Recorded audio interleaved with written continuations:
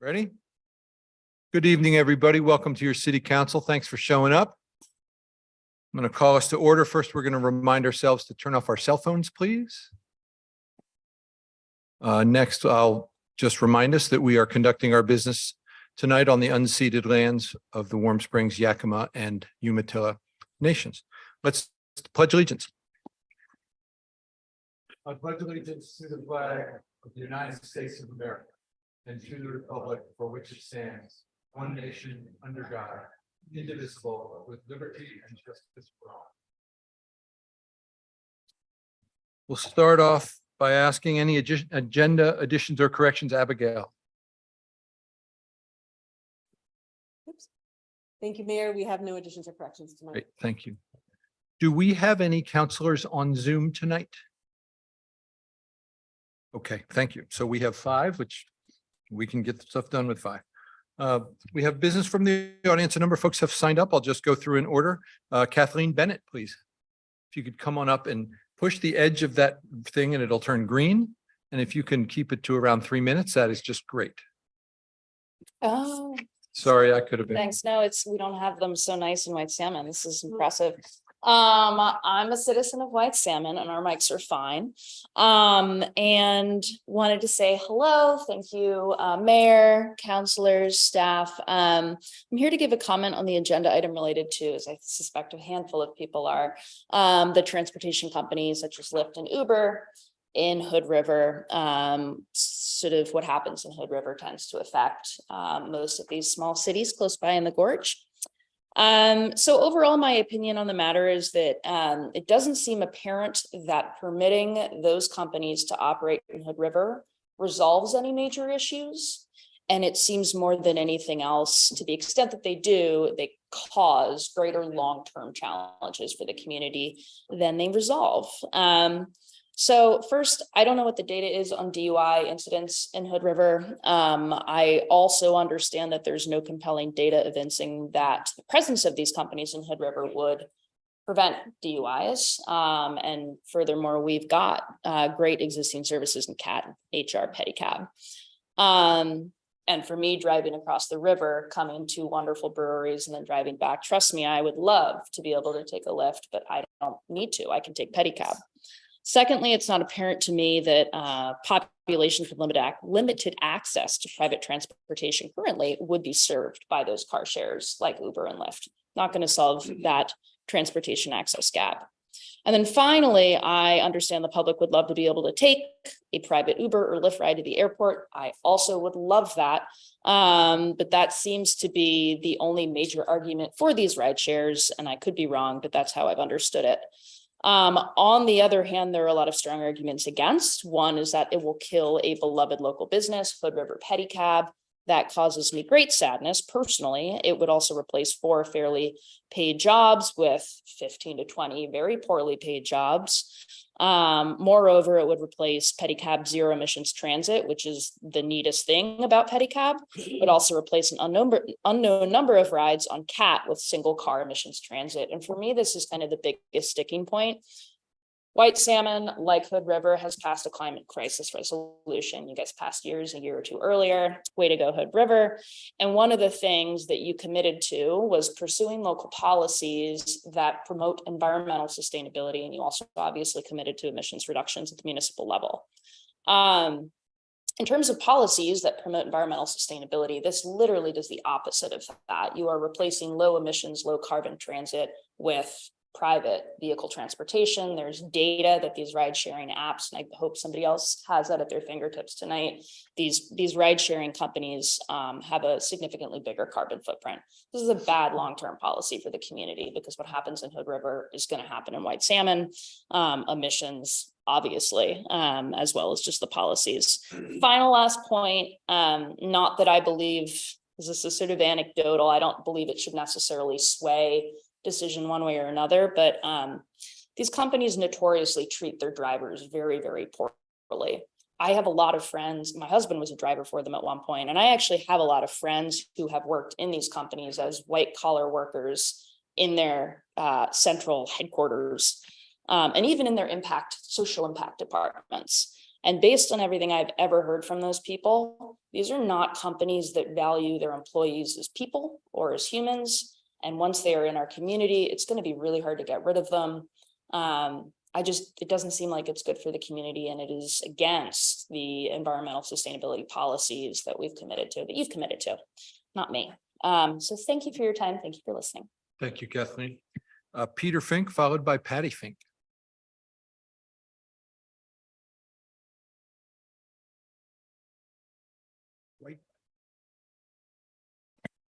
Awesome.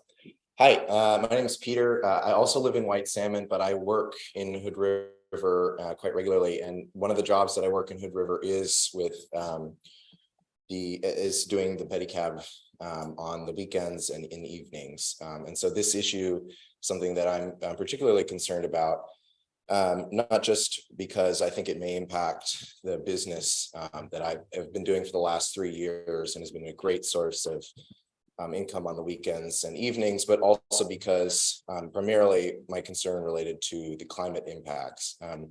I'm someone who for the last 5 years has been really focused on taking action to address climate change. I think it's an existential threat to really all of our community, but Hood River having acknowledged it, it's a threat in that case as well. And from the work that I've done related to activism throughout the state of Washington and Oregon, focused on getting cities and states to take action, the two things that I've noticed are the most important in addressing the climate crisis are building communities and reducing fossil fuel usage.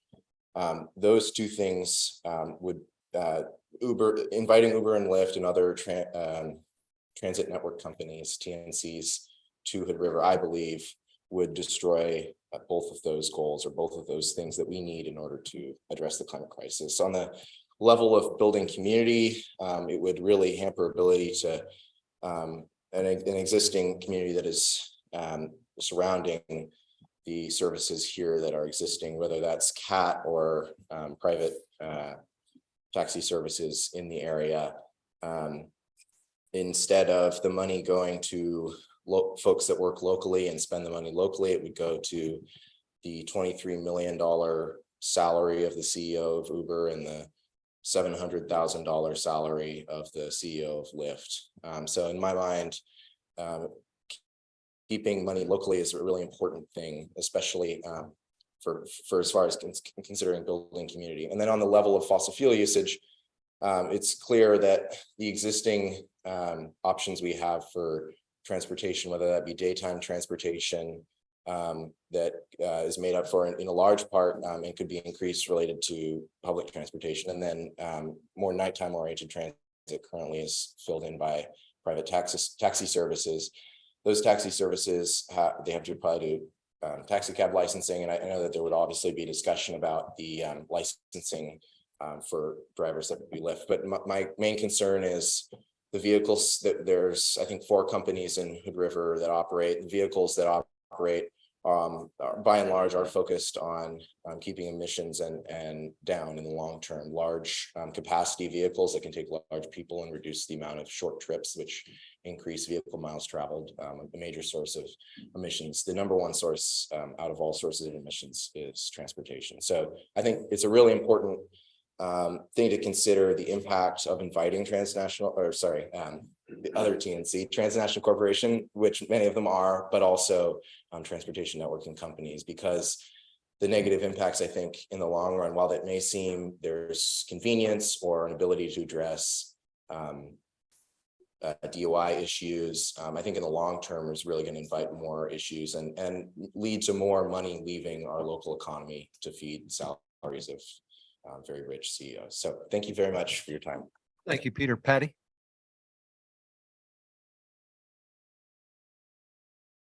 Great, there we go. Okay. Good evening. For those of you who don't know me, I'm Patty Fink. I retired last year from my job as Executive Director of CAT Transit here in Hood River County. I'm not speaking on behalf of CAT. I'm speaking on behalf of the fact that I love transit, and I feel like this could have a detrimental impact on transit here in Hood River. I don't know if you're aware, but by the time I retired, CAT was one of the only transit agencies in Oregon and likely much of the rest of the country to meet pre-COVID ridership levels, meaning we had a dip and we went back up to pre-COVID ridership levels within the first year after COVID. And by the end of June of this year, under Amy's leadership, CAT has seen more than a 20% increase over last year. We're moving in the right direction. CAT is moving in the right direction. I mentioned this because as Megan Ramey, a CAT board member, said at the board meeting, and I'm paraphrasing now, it's interesting that with all of CAT's good news, the city has decided to take up the issue of Uber Lyft, when after 5 years of trying, the city is still not able to identify formal transit stops in downtown. Yes, it's true. CAT runs largely incognito and without permanent stops in most of downtown Hood River, despite increasing ridership on local routes. One could ask, where is the city on this issue? So I'd much rather be talking about transit and how it can improve mobility. I'm here tonight to talk about what makes welcoming Uber and Lyft without restriction into the community and ultimately into the gorge a bad idea. First, and it all should care, as should our leaders, it is bad climate policy. According to the Union of Concerned Scientists, ride-hailing trips today resulted in an estimated 69% more climate pollution on average than the trips they displaced. Second, it's a bad health policy.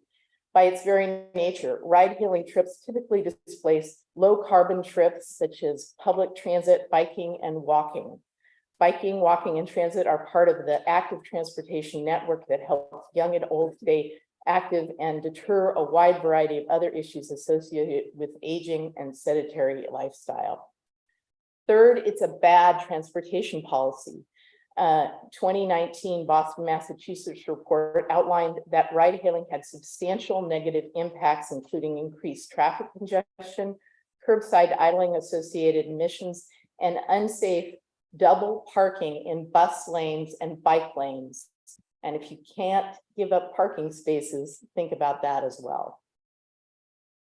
It's also bad economic policy. While Uber claimed in a 2015 study that on average, drivers made $45,000 per year before paying for vehicle expenses, Ridester, a publication that focuses on the ride-hailing industry, collected data in 2019 from Uber Lyft drivers from across the country and found the actual amount was closer to $30,000 before vehicle expenses.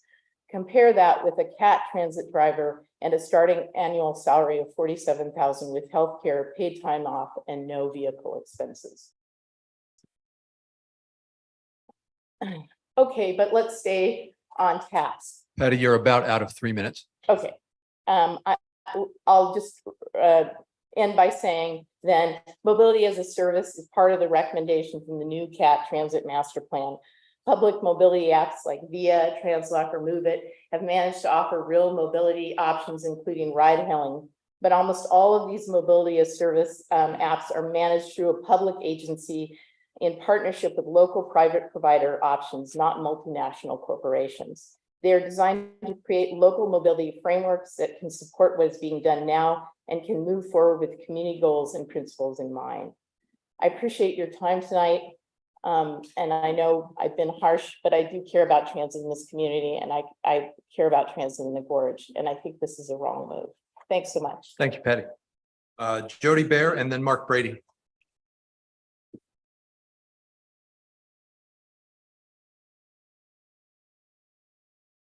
I'm not gonna try. Okay, I'm still on.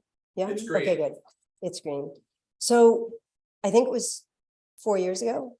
I think I did it here, or maybe I did it through an email, but I invited city councilors and the mayor to come see what I was doing at 1509 Taylor, my now current residence. So I wanted to re-invite the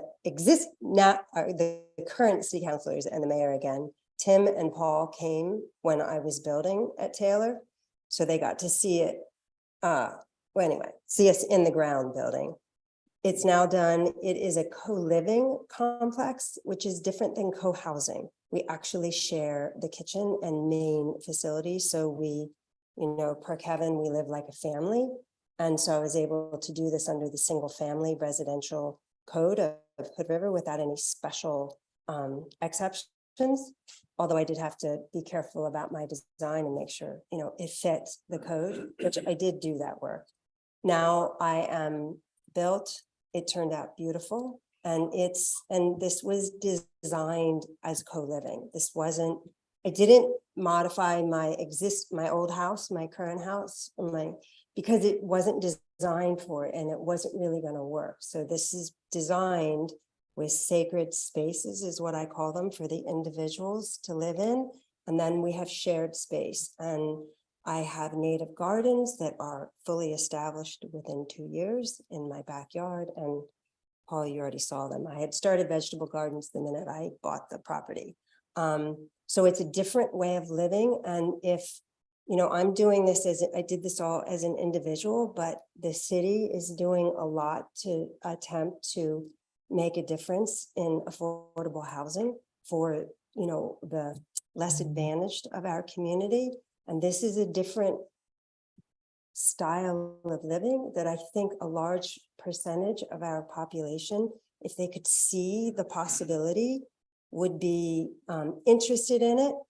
And it's just really difficult as an individual to get the message out.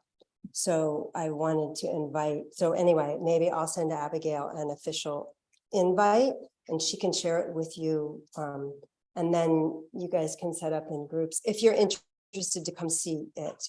And anyway, and we can go from there. So thank you. Thank you, Jody. Yeah. Mark?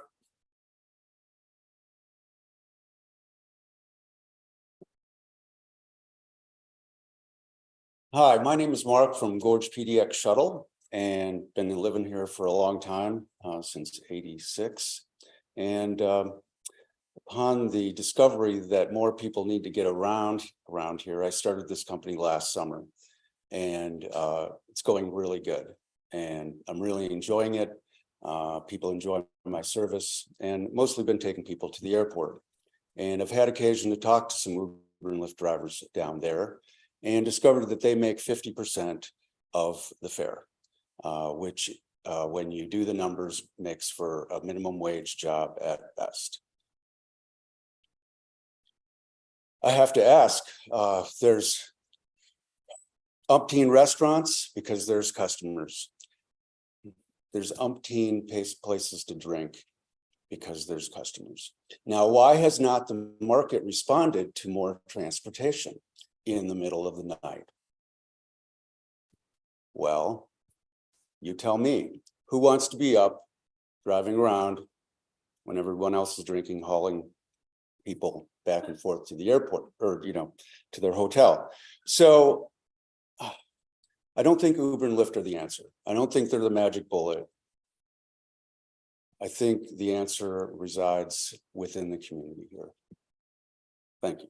Thank you, Mark.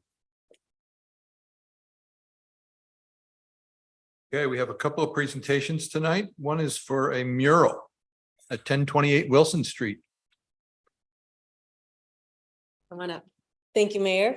I want to introduce you to Pete Lawson, who's a teacher with the high school. And Pete operates out of our former fire station located at 1028 Wilson. Want to note that your cover memo has a little bit about the zoning of the area and the building, but Pete's going to talk about his program and a little bit about the mural concept that they have. So I'm going to take just a second. If you want to introduce yourself, I'm going to pull up his PowerPoints. Which one did you want first? Probably the PowerPoint of the slides about the program. Okay, great. So I want to thank you for your time, and Abigail, and thank you for your support and for helping with all the different things that we need to make Firehouse happen. So I'm going to back up before I talk about the mural. I'm going to talk about the program because I think it's something that a lot of members of our community aren't aware of, and is definitely something I feel like we should be proud of. For the last 7 years, I've been part of a process of building a program for some of our most disadvantaged youth at our high school. So I'm a high school teacher. I've shifted from being a special education teacher to a CTE, career technical education teacher. But really I work with all students, and I specifically ask for some of the most challenging students to hold on to stay in school. Our program started with 6 students that qualified for special education under the category of emotional disturbance. And as I moved farther off the high school campus, I found that behaviors went away, and we really worked on skill development, helping students not only with learning about the world of work, but also with finding more enjoyment with coming to school. We now serve about 125 students, and they're all types of students. The program, for me, one of the things that really stands out for the program is this collaboration with the city and with the fire department. When 7 years ago, I could not have ever imagined what we've become. And only through collaboration through the city and the fire department has this made possible. And the school district, sorry. So we operate the high school program in the old fire station on Wilson Street. And with the agreement with the fire department, we are able to focus all the resources into staffing and into student supports. We have a school bus that goes 3 times a day, back and forth from the high school, bringing students to the firehouse. It's what the students named it, was the firehouse. And each day we make huge achievements. We've effectively remodeled the entire space, taking it from pretty dilapidated, abandoned 17-year-old. It was abandoned 17-year-old, one of the oldest buildings or oldest fire stations in our community. And now it is humming. It's built with, we have workstations all around. We built skateboard decks, do lapidary work, teach kids electrical plumbing. And like I said, the main goal is to build a connection with kids to help them feel engaged and positive about coming to school. I'm going to go through the slides really quick, and I could really talk at length about this, but in the interest of time, I'll try to go through really quick and leave time for questions, if that's okay. So the course, and this is a PowerPoint presentation I really did quickly for students, and so I'll just modify it. I think I talked about a lot of I talked a little bit about what I'm going to cover in these slides. Can you make them full screen? Oh, sorry, please. And I'm not sure I know how to do that on Google. Sorry about that. View. Oh, yeah, thank you. Thankfully, I'm proud to say that I haven't ran Oh, down. a PowerPoint in a while. Perfect. Thank you. Really, my goal is hands-on all the time. I try to talk as little with my students as possible. It's direct instruction to the kids. So the course I talked about is really the goal is to create a positive connection with students. We get a lot of volunteers. We have partnered with Rotary. I'm hoping that most of you know who Jack Miller is, but he's one of my personal heroes. And Jack has been volunteering with the program for the last 7 years, and it has helped us to bring in more volunteers. So one of the ways that we make it an intervention is there's a high adult to student ratio. Everything we do is a way to connect with kids. So it's really not a focus about doing the project. It's more about, does this help me build a relationship with the student? And if the student wants to talk and just sit down, that's always okay. It's project-based, so it's hands-on all the time. We're really looking at creating opportunities for students to be able to explore different aspects of the world of work, right? A lot of times we ask young people, like, what do you want to be when you're done with high school? They're 15. I had no clue what I wanted to be at 15. If you had told me I was going to be a teacher, I said, there's no way. What we're trying to do is expose them to a variety of different types of jobs. So that's the career exploration part of it. Service learning is a huge component, and we always want to be giving back to the community. So we partner with Rotary. We do a lot of projects with Children's Pavilion, and as well as just helping our neighborhood. So we'll help anybody in the neighborhood if we can. But we do a lot of like building desks for kids that don't have desks. You name it. There's just a lot of things that our community needs. And this has been a focal point to be able to have the students, our community members, be able to help meet some of those needs. And again, like volunteering is a big part of what we try to encourage students to be a part of. Some of the projects we like I said, and it's now been about 6 years, we totally renovated that space, which we have an open invitation to come and visit at any time. It's pretty amazing what we've been able to create, all with students. And so it's not myself building and saying watch, it's the kids building something, and then sometimes we got to rebuild it. We do lapidary work, so we've got about 60,000 or $45,000 to $50,000 worth of lapidary equipment. So we cut, polish, and shape semi-precious stones, making African style trading beads, plus really teaching kids how to use machinery. Silk screening, skateboards, and then a lot of independent projects. We're building a tiny home right now. We've completely maxed that space out and in a good way. Our neighborhood is extremely supportive. We are housed right in a neighborhood where we've got houses looking down our backyard, houses in front of us. And I'm always so thankful for the community that I live and work in, and the support is evident. So,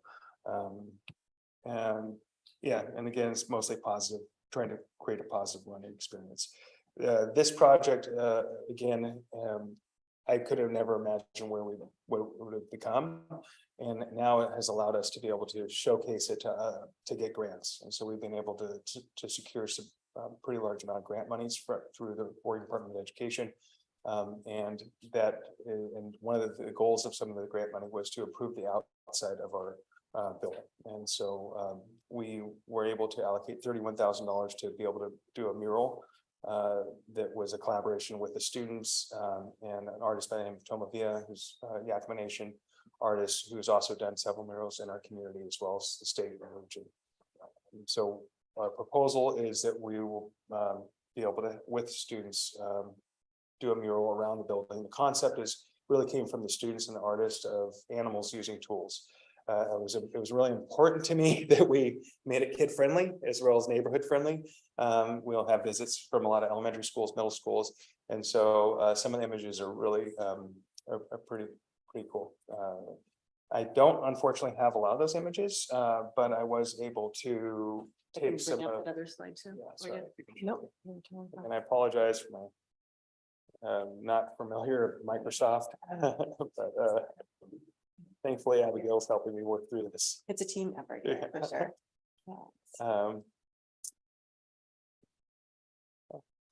Did that come up? Yep. There we go. Okay, Okay, there you go. so this is the space, the firehouse. Showing the wrong. This is actually after two 20-yard dumpsters of garbage that I'd already removed. And I wasn't able to use the students to help remove the ceiling because it had a roof leak and water had caused some damage to the sheetrock.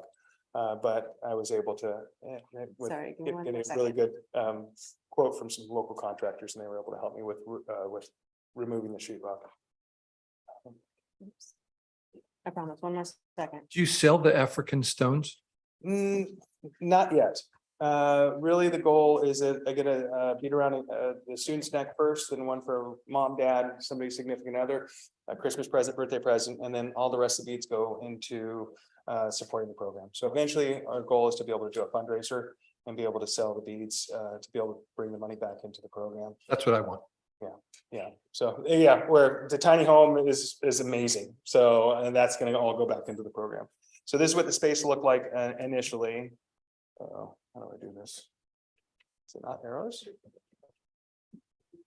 No, One more. apologize. No, it's my fault. Yep, I think just need to click over there somewhere and then it should work. There you go. Okay, again, this is a space before we renovated.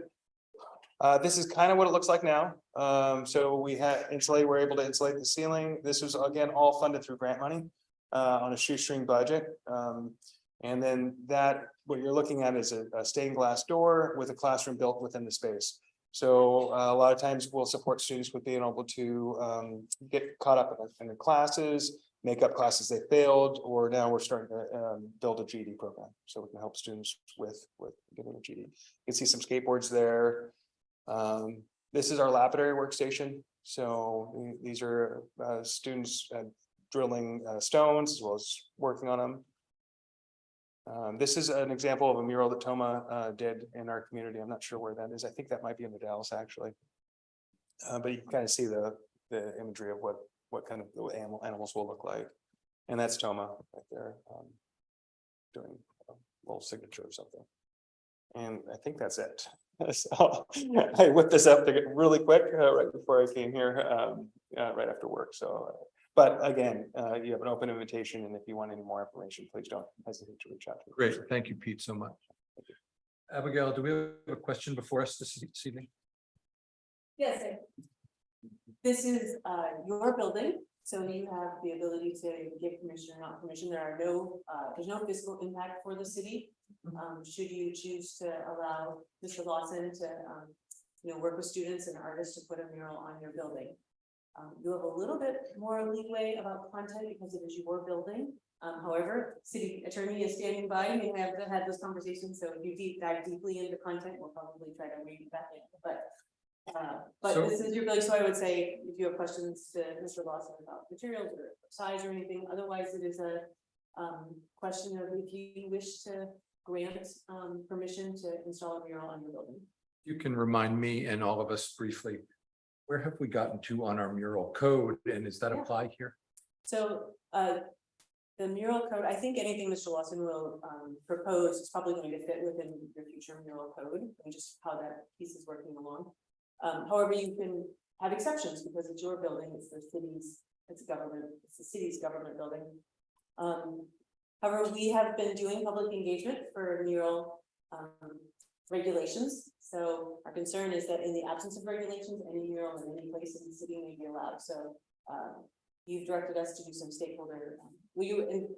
Asked us to look at some regulations. We've been doing stakeholder focus groups. So we've had a focus group that's met twice. We anticipate going to the landmarks review board in October to talk specifically about murals in our downtown historic core.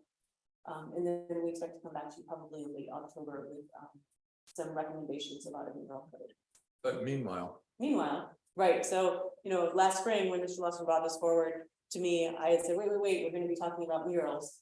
Since then, in conversation with our city attorney, we realized this is a city building, you have a little bit more leeway on murals on your own building. And because he has this grant, it has some time limitations to it, we didn't want him to wait until we had further. great, thank you. Mhm. All right, questions, comments, y'all?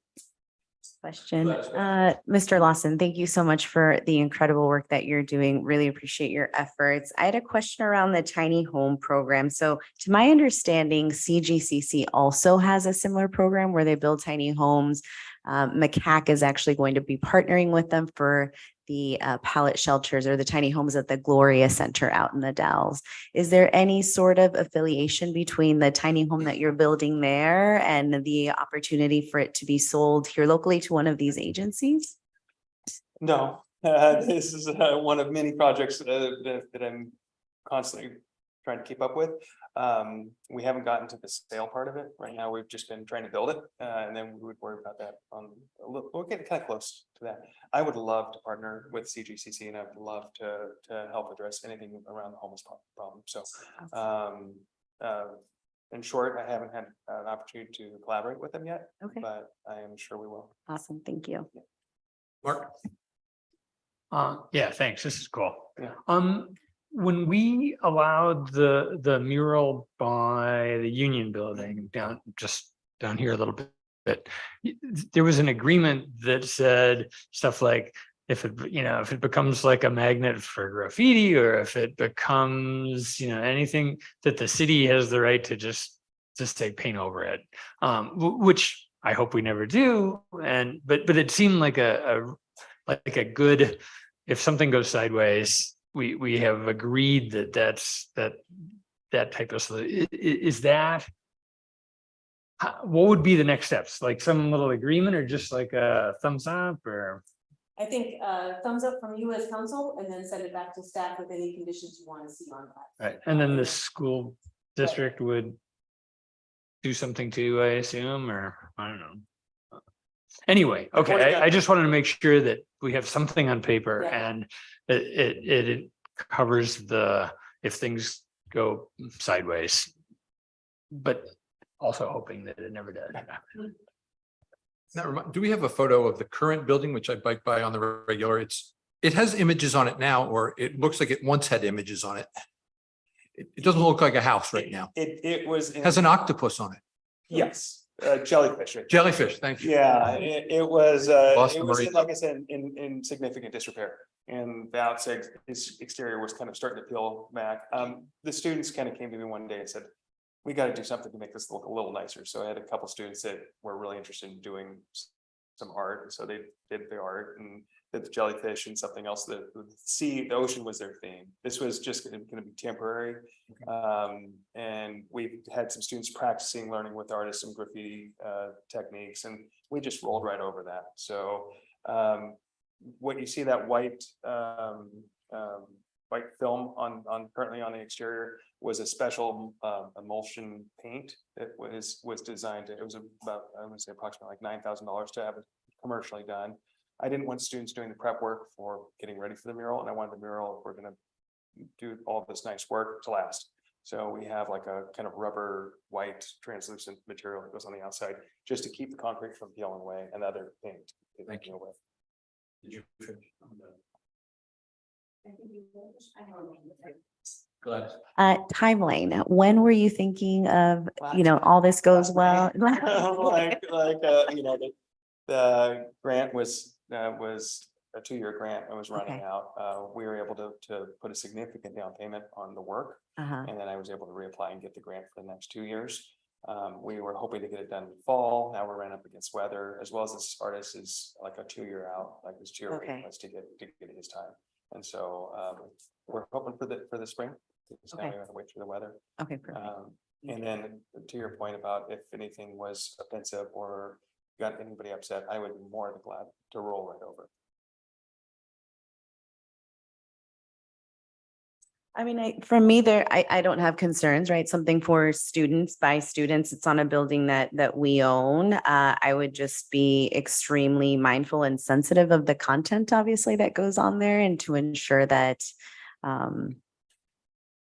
we don't end up offending anybody. And that I'm certain the students want a prettier place to look at when they're, doing this work with dignity. So I no concerns for me. Just in the interest of having a discussion, I don't see very many murals in very many neighborhoods in our city. And that building stands out compared to the homes around it. And this mural with Cool Cougar and the Yellow Bird would stand out quite a bit more. And I'm not sure that's what everyone in that neighborhood wants. So just if I lived next to a mural, that would be a lot of visual for me on a daily basis. So I just wanted to open that point for discussion. Well, I've spoken to the neighbors in all direct, we only have neighbors in 2 directions, really. The other side is a water tank. And there's overwhelming support as far as the houses, most nearly like. Good, close that's relevant. houses, Thank you. Thank you for doing that. That's really important. It's really important. It to have is. good relations with my neighbors. Agreed. Agreed. Thank you for doing that. I think a lot of the times we find that folks come up here and they haven't done any of that work, and that makes it even more challenging. So it's great to know that you've already talked to folks and that there's support for this. Yeah, I'll just say that I'm in full support of this. Thank you for all the work that you do. I love passing by there on my bike, like you do. It's a thoroughfare, and I live in the neighborhood. I think, obviously the current state of the building and, sort of the disrepair of I think something like this would look really cool. I think, the mural down by the Union Building is something that I really enjoy walking by, and I hear nothing but support for that. I think people like public art in Hood River, and yeah, I mean, it's something that's a little bit more suited to what's going on in the building, not that there's not some cool things about jellyfish and whatnot, but yeah, animals and tools, it sounds, especially with something like this sounds, like I'm struggling to think of a use case for someone who's offended by animals with tools, based on what's going on in that building. It sounds a lot like the motion, Doug. I don't think we need a motion here, do we? Or They decide whether to allow. yeah. Generally, I'm supportive of art, and I'm also in support of kids developing skills and doing good stuff. I move to allow the school district to install a mural on the Wilson Street Fire District Station building. Moved by Grant, I'll second. second by Gladys. Discussion. All in favor? Aye. Aye. Hi. Opposed? Chair votes aye, motion passes. Thanks for your good work, Pete. Thank you. Thank you all. I will ask, I'll work with Mr. Lawson to finish up details and then bring you updates, when they've got a rendering, and then of course, when there's the grand opening. Great. Thank you. Okay. Thank you all for your time. Thank you. 780 Rand Road. Thank you, Mayor and councilors. Tonight in the audience, we're going to give you an update on the 780 Rand Road project. We've got Joel Madsen from the Columbia Housing Authority, Columbia Cascade Housing Corporation with us in person, as well as Sarah Schubert, Director of Development, and Lucy Corbett, Senior Development Manager, Community Development Partners, standing by online. And we've got a PowerPoint for you. Thanks, Kevin. Mayor Blackburn, councilors, good to be here with you this evening. I'm Joel Madsen, as Kevin mentioned, the Director of Mid-Columbia Housing Authority, Columbia Cascade Housing, and excited to be presenting a little bit of this update with you in partnership with community development partners and our organization on 780 Rand Road. I think we have a presentation to share with you as we navigate this update as well. I'm looking over at Jennifer or Lucy, you may have the sharing abilities as well. Yeah, Lucy, you're driving right now unless you'd like us to turn the presentation off. There you go. Perfect.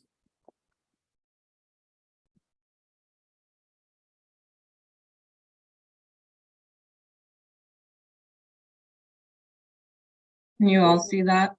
Perfect. It looks great. Thanks, Lucy. Great. So as Kevin mentioned, we'll be hearing from Lucy, Sarah, and I this evening. You can go ahead and go to the next slide. And actually, the third slide works for me, Lucy. And again, our goal this evening is really just to provide you an update on where we're at and allow for you to ask questions of us and our development team that you may have at this point in time. So as a reminder, our affordable housing development in Rand Road is intended to be 129 units or up to 129 units and 3 multifamily buildings, as well as then the attached townhomes that you see on the northern portion of the site. Which includes the varying bedroom sizes that we have here to include studios, which we certainly don't see much of in our market area. So we're happy to be including that into this development. And as I mentioned, also the townhome opportunity in 3 bedrooms. Our target population is going to be affordable to those that earn between 30 and up to 60% of the area median income. And those rent levels will be set accordingly affordable to those target income levels. With my other hat on as the Director of Mid-Columbia Housing Authority, we're excited to be partnering as well in this development through the provision of 39 project-based vouchers that guarantees the rent amount for the development, and again allows us to hit a deeper affordability target for folks that are of extremely lower income households. Core tenets in this development have been how are we building space to build community as well. So we have our community building that's factored in to our site plan. Lots of open space around the grounds and preservation of some of that open space that's there. Connecting with the trail networks and certainly having adequate parking that meets the parking requirements in the city at least. We're taking the approach in this development that it really is intended to be a community for all ages, all people living there. We fully expect we're going to have families with kids. We fully expect we're going to have people that are aging more than you or I that will be living there. So it's exciting to have that real breadth of community that we're factoring into this development as well. A reminder of some of the core project partners. We are co-owners, co-developers with community development partners. We have our architect on board of Holst Architecture. Landscape architect has been involved in the design and community engagement work as well. Leading that community engagement work has been Center for Public Interest Design, which is a part of Portland State. And of course, you all as the sponsored jurisdiction and really, have made this get to where we're at in a lot of ways. None of which to mention is the extreme importance of the land. That's part of the essential element of this development. While these are lists of, kind of the key project partners, we also have other partners we're obviously working with on, with the Next Door, with Inshiwana Housing, with Oregon Human Development Corporation that, we anticipate really working with on referrals you know, for people who could live here, as well as even how we inform our service delivery going forward as well. So I wanted to acknowledge those other partners that have been engaged and will continue to be engaged in our development as we go forward. That's where I get to pause for now and hand it over to, I think I'm handing it over to Sarah. But again, happy to stick around and be able to answer any questions that you may have for us. Thank you. Thank you, Joel. Thanks, Joel. Can everyone hear me? Yes. Okay, great. My name is Sarah Schubert and I'm with CDP, as Joel said, and thank you, Mayor and City Council members for having us tonight. I'm going to give a brief update on funding, and we're really pleased to report that we were awarded $15.1 million in LIFT funds from the state in the spring of this year. That's a really critical step in funding for this project. We also just found out that we were awarded approximately $200,000 of Oregon multifamily energy funds to support energy efficiency at the project. We wanted to highlight that we were not awarded 4% low-income housing tax credit or tax-exempt bonds that are also required as part of the financing. The state has decoupled the applications, so we will need to apply for these for tax credits and bonds separately, and the state plans to issue an application either at the end of this month, which is almost done, or the beginning of next, and then we will apply for those funds. And wanted to highlight the funds that are already committed to the project. Joel mentioned the project-based vouchers, 39 of them from Mid-Columbia Housing Authority, as well as $3 million in congressionally designated spending that's been awarded for the project, and then obviously the support as well from the city and the county. And as far as schedule, we wanted to just flag some high-level dates for you, key dates. And so our intent is to submit the land use application in January of 2024 and our building permit in June of 2024, which would set us up for a construction finance close and also to break ground at the end of the year, December 2024. And then the project would be complete and ready to open in mid-2026. We also wanted to highlight here that if we're not awarded the low-income housing tax credits and bonds in this upcoming round, that then the schedule would take longer and potentially up to 6 to 12 months longer. Next slide, please. And in talking about schedule, we just wanted to highlight that the purchase option agreement that we have with the city expires January 1st, 2024. And the state or OHCS will require that we have evidence of site control through 2024 or beyond when we apply for low-income housing tax credits and bonds. So we will look forward to working with the city on this. And I am now going to turn it over to Lucy to talk about public engagement. Thank you. Thanks, Sarah. We wanted to give you all an update on our public engagement plan, which was included in the purchase option agreement. So this slide, I know it has a lot of information, but really just summarizes that plan, the steps that were included there, and shows you that we have completed the first 3 steps. And that work is being led by CPID and included a lot of individual and small group meetings with community-based organizations in Hood River to identify opportunities and gaps in and around our site and see what we felt was needed and what community members really felt was needed or they'd like to see in the services that we can bring to the project, and maybe what was already there and not needed. We're partially complete on 2 phases, which include some public meetings, and we have a public meeting coming up at the end of October, which we'll highlight.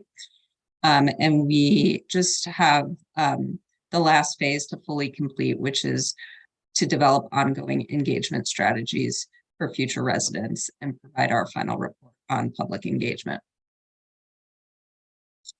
What we've been doing over the past couple months since we found out about our LIFT funding is really ramping up our pre-development activities. So we've been digging into site due diligence, kicking off our design. So we're currently in our schematic design phase. We have our entire design team now engaged and working underneath Holst. There's been a particular emphasis on the civil design, which is really critical to understanding a lot of the infrastructure and how we will build on the site and plan the site. And then also continuing work on our environmental review process, which is triggered by our federal funds. So those are the vouchers and the $3 million in federally designated funds. And that process is close to complete. We just have a couple more steps to go. Upcoming activities, our design team has a pre-application meeting with city staff in early October.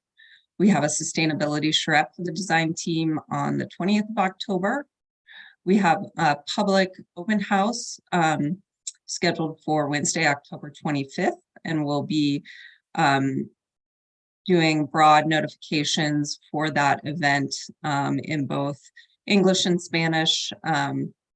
And that's really open to anyone who would like to attend and learn more about the project and be able to provide feedback to us.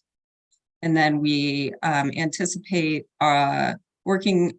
kicking off the draft development agreement with the city in the spring and summer of next year. Abigail, could you help it be cooler in this room? Thank you. And finally, we just wanted to make sure everyone knows how to continue to stay informed about the project. So as I mentioned, we have the open house coming up towards the end of the month, October 25th. We also have an interest list, which is listed there, and we send out periodic emails to folks on that list, just notifying people of the current progress. And then we just wanted to also include information for people who may currently be seeking affordable housing options, knowing that this development is still a couple years from opening. And with that, that concludes our slides, but we are open to questions. Thank you.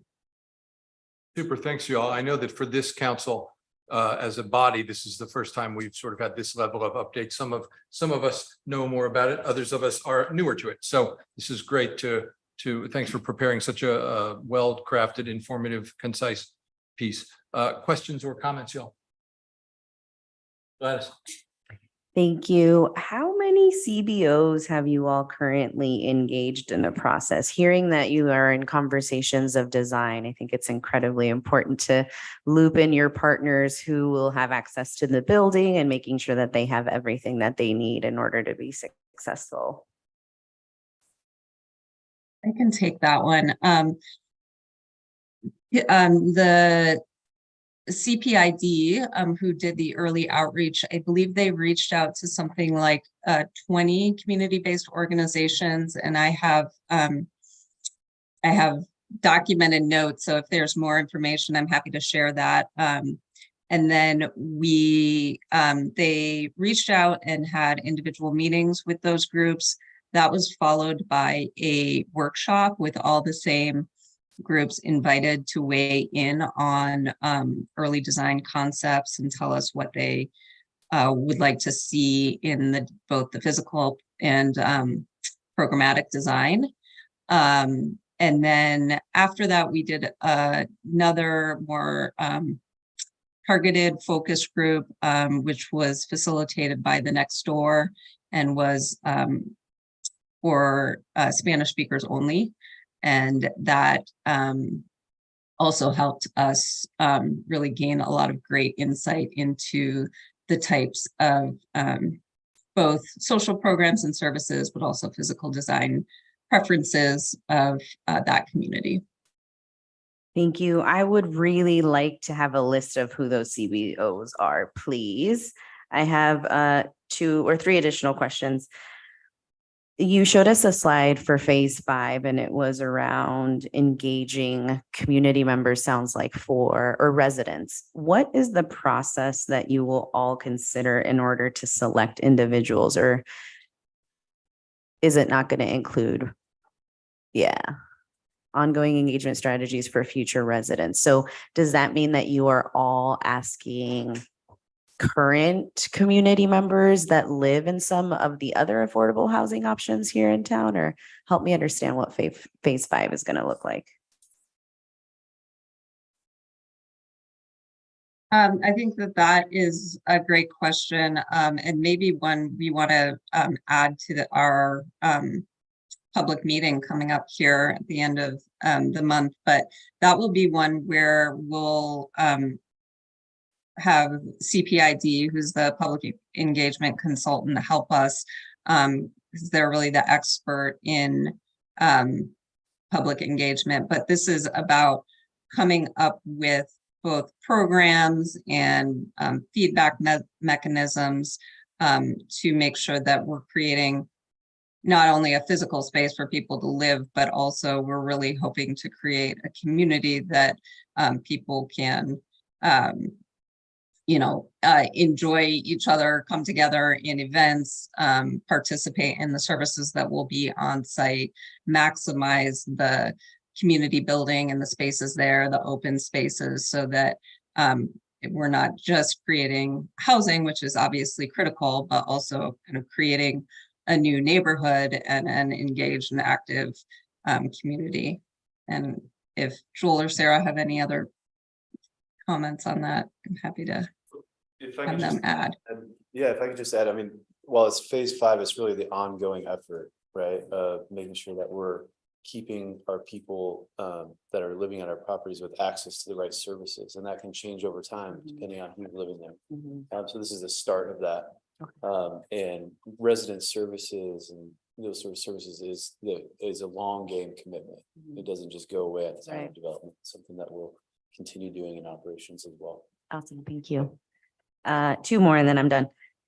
Marketing. So you have an upcoming open house on October 25th. That's exciting to hear. It would be great if there was, as a city, I'm certain we'd be happy to market that on our social media and whatnot. If we had a flyer, then we could also share that with our networks in order to ensure that there's great turnout at this event. So besides that, what other sort of marketing efforts are taking place for October 25th? And then my last point was, I didn't know that you all had a listserv. So maybe you can add all of us to that listserv so that we have current updates or up to date. Yes, thanks. Absolutely. We're happy to add all city council members if they're interested. In terms of outreach and getting the word out, we're working on a flyer currently. All information, again, will be available in Spanish as well as English. And we are meeting regularly with city staff, so do plan to work with them to get the word out, but also using that initial network of organizations that we met with, interviewed, and did focus groups with to also have them help us distribute information about the meeting. And then my last point is, I think we added something around like they had to have interpreters present, right? I remember something around the Next Door. Is that going to take place where we have interpreters available on October 25th for those individuals that are Spanish speaking? yes, we do have that lined up. Thanks, Gladys. Right. Yeah, thanks for being here. A couple hopefully brief questions. Regarding your construction schedule, why would it take longer if the low income housing tax credit is not received?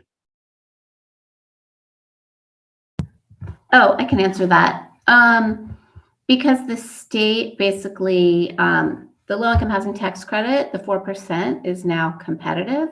So it used to be an as of right process. So it's competitive. So if we don't receive the award in this upcoming cycle, we will need to wait into the next cycle in order to apply, which would delay the start of construction. We would not be able to close on our financing until we receive the tax credits and the bond allocation. So that's the reason. I'm confused. You're not able to build, you're not able to construct contingency based on or contingently based on a tax credit you would receive after the fact? No, sorry. The low income housing tax credits is part of the financing. That's, and we would not be able to actually close on the financing, which would enable us to start construction until we receive that allocation, that award from the state. Okay, so you're counting it towards construction. Am I understanding that right? Correct. We can't. If I could start jump in, construction. we don't get the tax credit. Oh, I understand. Oh, correct. It's just the method of financing. Okay. We would sell the tax credit is then sold to an investor that invests in the project. And then that is part of the capital stack or the financing stack. And Yeah. so that source, we need that funding in order to close on the construction and actually close on the construction financing and then start construction. Yeah. So the timetable that we provided is based on receiving this award in the 2023 funding cycle, which we anticipate will be issued by OHCS by the state shortly. Okay, thanks. Yeah, I was curious on where it fit in your capital stack. So thanks for clarifying that. The second question I had was mentioned that ongoing services would be provided on site, be they what they are. My other question is, how would those ongoing services be funded? The resident services. Yeah, any services Yeah. that are provided on site on an ongoing basis after construction, after close, after everything is open and operating. Yes. Yeah, so those services are funded through operating expenses of the project. So in more specifically, really funding a position on site that's intended to be a coordinator of those services. And it's very common to have, more of an indirect relationship of provision of services because we know our culturally based or culturally specific organization, responsive organizations in the community are best suited to really provide those services. So again, the operating budget that we have contemplates funding a coordinator on site. And it's typical that we pull in and lean onto those partnerships with other organizations in the community that are already providing those services. So in some cases, we are direct service providers. Most often it's that we're the indirect service providers helping connect people that live at our properties or part of our programs to community services that are in existence in the community.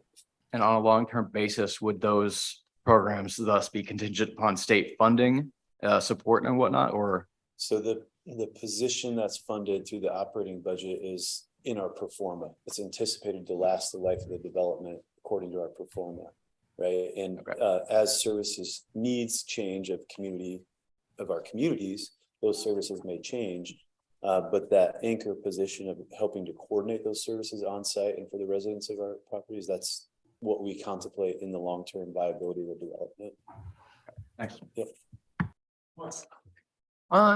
For staff and partners, do we know who the city should be lobbying to optimize our chance of getting the tax credit and bonding approval this cycle? It just makes me very sad to think that we could miss a window. So we should pull out the stops and invite our state representative, for example, in the next meeting. Thank you, Councilor Zan Miller. I will coordinate with City Manager Abigail Elder Joel Madsen, and the CDP team, and we will be working on that. Thank you. Is it a decision of our state legislators? Is that who will decide this? No, this is the Oregon Housing and Community Services. Great, thank you. All right, done. Other comments, questions? Doug? And just on that tip, just in terms of the criteria and why you would or would not be awarded that, can you just talk a little bit about, is there some sort of standard that needs to be met or yes, why it isn't a slam dunk is a great way to put it. Yeah. So it's only not a slam dunk because there's such a great need, obviously, in Oregon for affordable housing. And so there's lots of great projects that are looking for this allocation. And because of a formula that the state gets a certain amount of volume cap each year, basically this funding is oversubscribed. So sort of technical, but we definitely believe that this project is really well poised to receive an award. However, because there are so many projects and because we have lots of great projects in the state, we're competing against many projects. I would hope that, the LIFT funding, for example, would put us in a, better light than for the viability of the project. So yeah, hope it goes well. Absolutely. Yeah. And Sarah, you could probably speak to this a little bit more too, but the timing of the nuances of the bond closing, because it's such limited capacity of the state, is really what's so important and why OHGS is taking a different approach than what they've historically done. So our mission and goal is to really make sure that we're as ready as possible and we're pursuing this development as fast as we can so that we are able to show OHGS that we are ready to proceed with the rest of the capital stack to go to construction too. So it's why we're investing in these pre-development works now, even before we have the full capital stack in place. Other questions, people? I think we covered it. Thanks, you all. I like seeing the image. The thumb and the finger. Thank you so much, CDP and Joel, for taking the time of your day jobs and night jobs to be here with us. This is such an exciting project for us. We just can't wait to get to that future year. Keep up the good work. Thank you. Okay, that takes us to our public hearing. Often I have a script. You're the man. Just in time. That is. I will read the script, okay? Is that where I am, Abigail? That's right. This is the time scheduled for a public hearing on ordinance 2079. This is an ordinance repealing and replacing in its entirety Title 15, Chapter 15.40, Section 15.40.010 of the Hood River Municipal Code to authorize the Oregon State Fire Marshal to assist and coordinate with the city's fire chief and fire department and declaring an emergency. We will now hear the city staff report, Chief. Thank you, Mayor. Thank you, Council. I have on Zoom Craig Andreessen. He's the deputy supervising deputy for Eastern Oregon. And then Dan Cairns is available as well. After his short presentation, I'll be available for any questions you may have. Thanks, Chief. Craig. All right. Thanks, Chief. Appreciate that. My name is Craig Andreessen, and I am the Eastern Region Supervising Deputy State Fire Marshal. So Hood River County is part of my area of responsibility. And so I've got a quick short presentation that I can do for you all here, as long as I can make the technology work on my end. And so I should be having a PowerPoint come up. Got it. We see it. Perfect. Outstanding. Just a little bit of background. The reason that this topic came up was in relation to a document that we have. It's called a Plan of Cooperation. And it's a document that we work with all 305 to 7, depending on which number you look at, fire departments across the state of Oregon. And it's reviewed every few years. And part of that is looking at the statutory requirements that are out there for the fire departments and specifically in relation to the fire code inspection and adoption, fire investigations, and plan review. And so it's just, we sit down with the chiefs and or fire marshals for all of those fire departments. And essentially what we're doing is we're reviewing their programs. And what it does is it provides a workload document, for our deputy state fire marshals, and then helps us as the supervisors to have an idea of what and where and how those deputies are going to be assisting local fire departments throughout the state. So why do cities and districts adopt the fire code?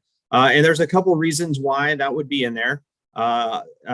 It may be that the city or the fire district, they want to amend the code. They want to make it more restrictive. And there have been a few cities here in the state that have done just that. They have taken the fire code and they've made it more restrictive. There's also some appendices at the end of the document that are not adopted at the state level. And so there's a few departments that have adopted those as well.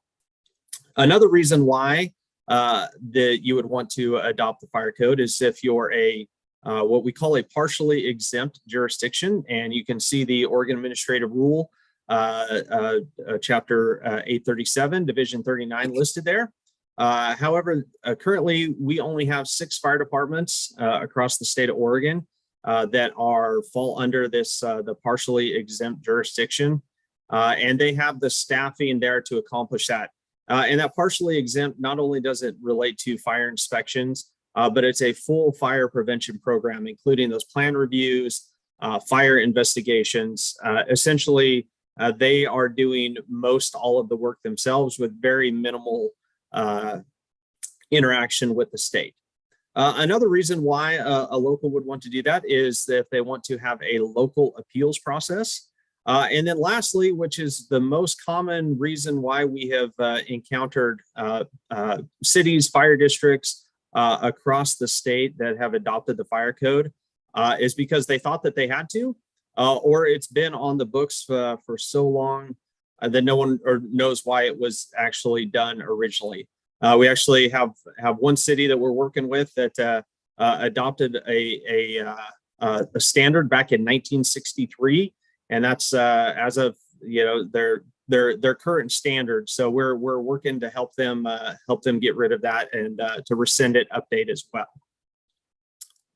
So just a little bit about the state level and where this comes into play is that the Oregon Fire Code we adopted at the state level, and it's generally adopted every 3 years.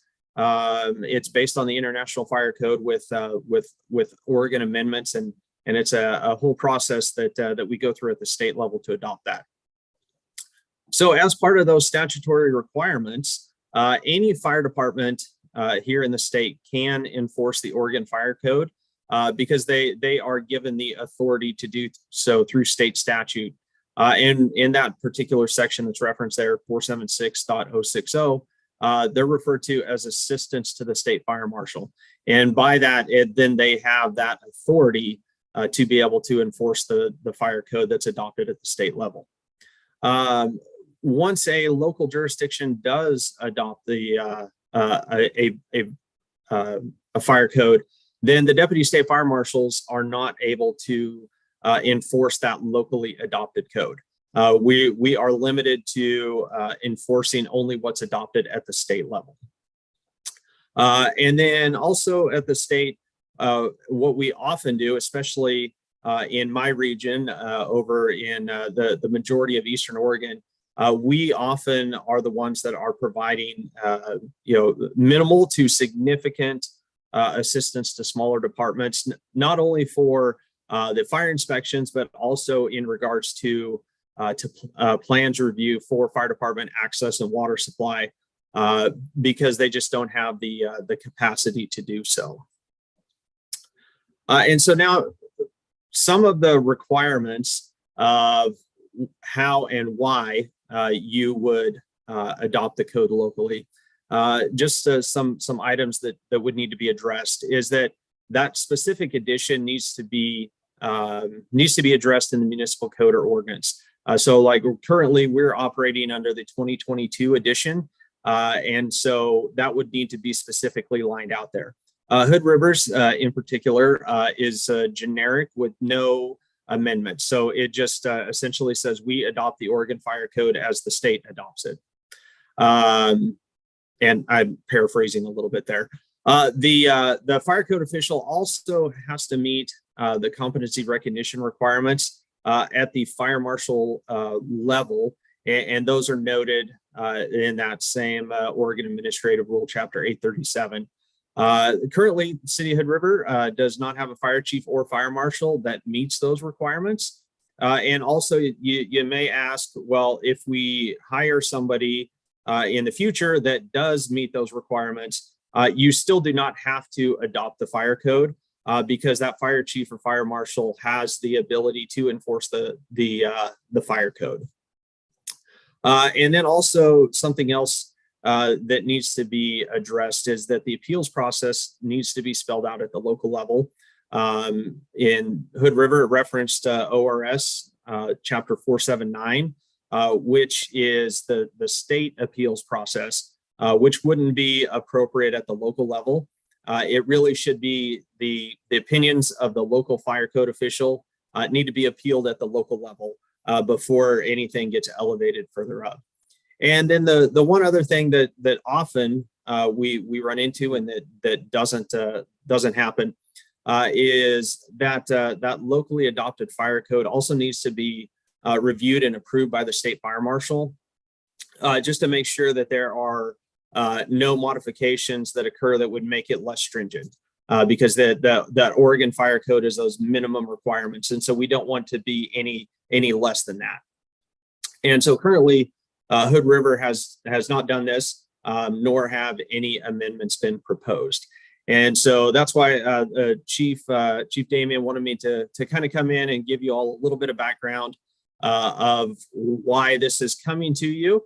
This is actually several cities and fire districts throughout the state are going through this process right now to essentially rescind their local adoption of the Oregon Fire Code, and then just continue to use the state adopted code, which is traditionally and kind of historically what's been done in practice. So really, we're just kind of going through and helping a lot of jurisdictions just kind of do some cleanup work as we have gone through this review process. So that's all I have as far as presentation goes. And I'm happy to answer any questions that you may have. Thank you, Craig. Questions? Look, you covered it. Thanks. Chief, anything from you? Nope, just like Craig said, this is really a housekeeping item. We have a great relationship with the state fire marshal's office, regardless of our fire marshal position not being around, for some time. We still would have to do this housekeeping, even with the fire marshal in place. So it really just keeps things clean and maintains that relationship and plan of cooperation that we already have signed. Great. Thanks for keeping us straight. Thank you for your time. We will now take public testimony. Has anyone registered to speak or provided written, Jen? The public hearing is now closed. The city council will now deliberate. So just to keep the goal in mind here, we are getting to motion on page 6. So we could either start with that or discuss and then end with that. I'm open to either. I move that we pass ordinance number 2023. Which one is it? Yeah. 2079. 2079. Yeah, there it is. Just had to re-download it. Repealing HRMC 15.40.010. Moved by Paulson. Second by Stefano.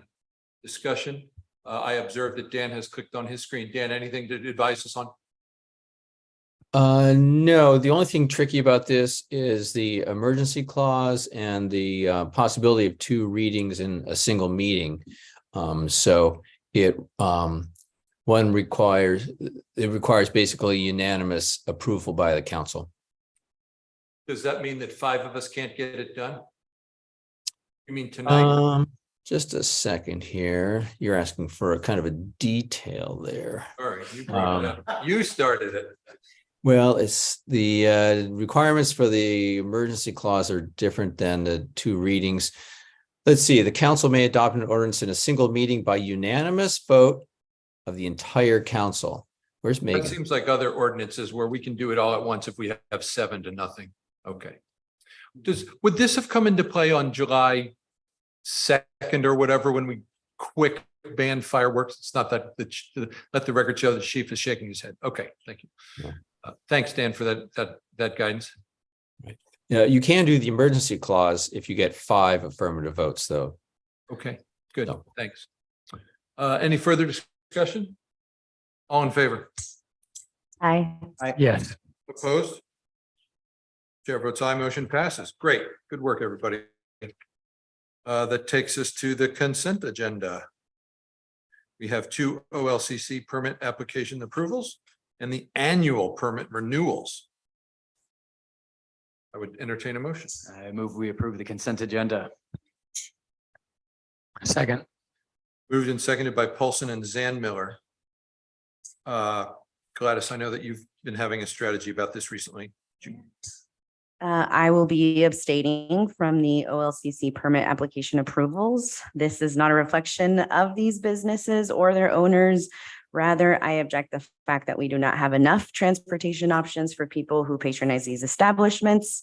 As a result, they may end up getting behind the wheel and putting themselves and others at risk. Our city staff has been working and researching ways to increase our transportation options, and I appreciate their work on this topic. If we and our community partners are able to provide adequate transportation during late evenings and weekends, I will be happy to start approving OLCC applications again. Thank you, Gladys. It is kind of fun to have them all in one place, I must say. Yeah. With the comment from Councilor Rivera, I call the question. All in favor? Aye. Aye. Opposed? Abstentions? Aye. Chair votes aye, motion passes. Thank you. Action item, final plat of Nature's Vista.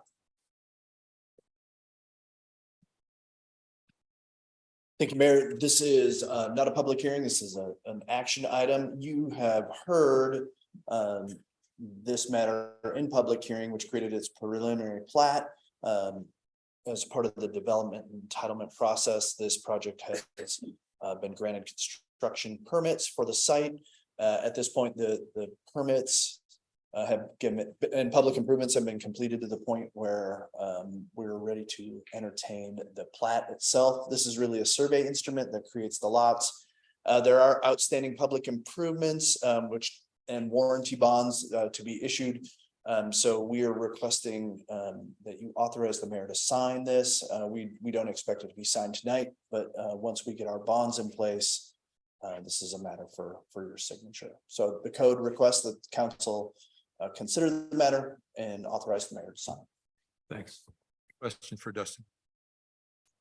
Are we also talking about annexation and all that stuff as mentioned in our packets? No annexation. I'm sorry. The matter has this has already been annexed into the city and is rezoned as a part of your action. So, It says annex in my packet. oh, sorry, no annexation. We're just looking for you to sign the plat. Other questions for Dustin?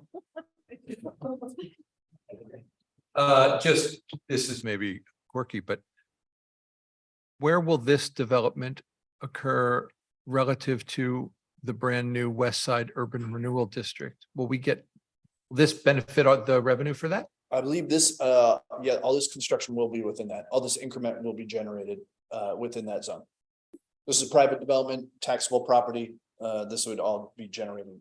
Great, thanks. Then do you need a motion for him to sign that? Yeah, motion to authorize the mayor to sign the plat. I move that we authorize the mayor to sign plat. Moved by Paulson, Second. second by Rivera. Discussion? All in favor? Aye. Opposed? Chair votes aye, motion passes. Thanks, y'all. Discussion item, stakeholder feedback on TNCs. So, go ahead, Abigail.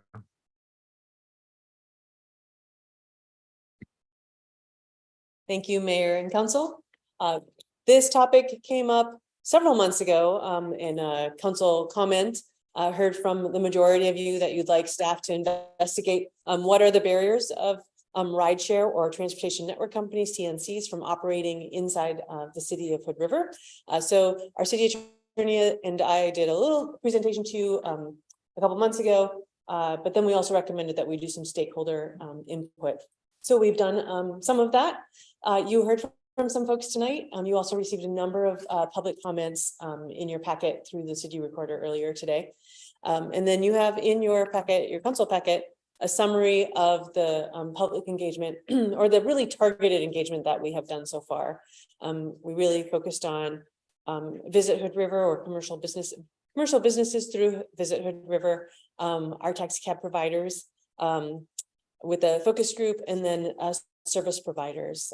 Next door, we reached out to Center for Living, a couple other places, Department of Human Services. Some of those are still getting back to us, but we wanted to check in just at this point, say, here's what we think we've heard. And then do you want us to keep working on this? Really, my question today is, are we on the right track? And would you like us to bring you some modified code language for your review? So I have no other presentation, happy to answer questions and hear your discussion. So I got a pregame on this morning. Mark Bailey, Abigail, and I talked about this some on the radio. And so it's one been kind of on my mind today. There's a lot of parts to this. I want us to think about, and I don't know what the answer is, but I want us to think about. No offense to anybody, but I want Visit Hood River to be aware of this, that we are succeeding at bringing the kind of tourist here who requires DUI protection. That's not my first choice. We have a DA's office that's feeling overwhelmed by the amount of jurisprudence that is occurring. That's not my first choice. We have very limited service in our local community. We heard from folks tonight about the downside of introducing the big corporates into the mix, but folks who are doing the right thing by not staying sober, unfortunately, but at least calling for the cab or feeling underserved. And that's not my first choice. So there's a bunch of aspects of this, and only part of it is our problem. So thank you for letting me say that. Mark. Question for staff first, and then a little bit of soapbox after that. Have we identified the gaps that keep these companies from being able to, I mean, are they big gaps? Are they little gaps? What would we have to do as a city in our code to allow that type of service? We haven't taken an extensive review of our code because we have, at this point, we're still in the research stage. I know some of the things that we looked at were what are the vehicle requirements? What is the background check requirements? Right now, that's done by the police chief. And so like Lyft and Uber might, or other rideshare companies might struggle to like meet local needs like that.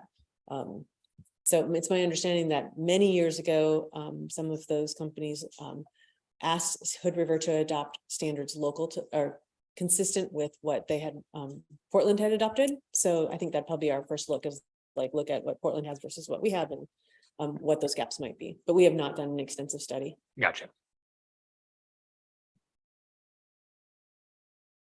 We want.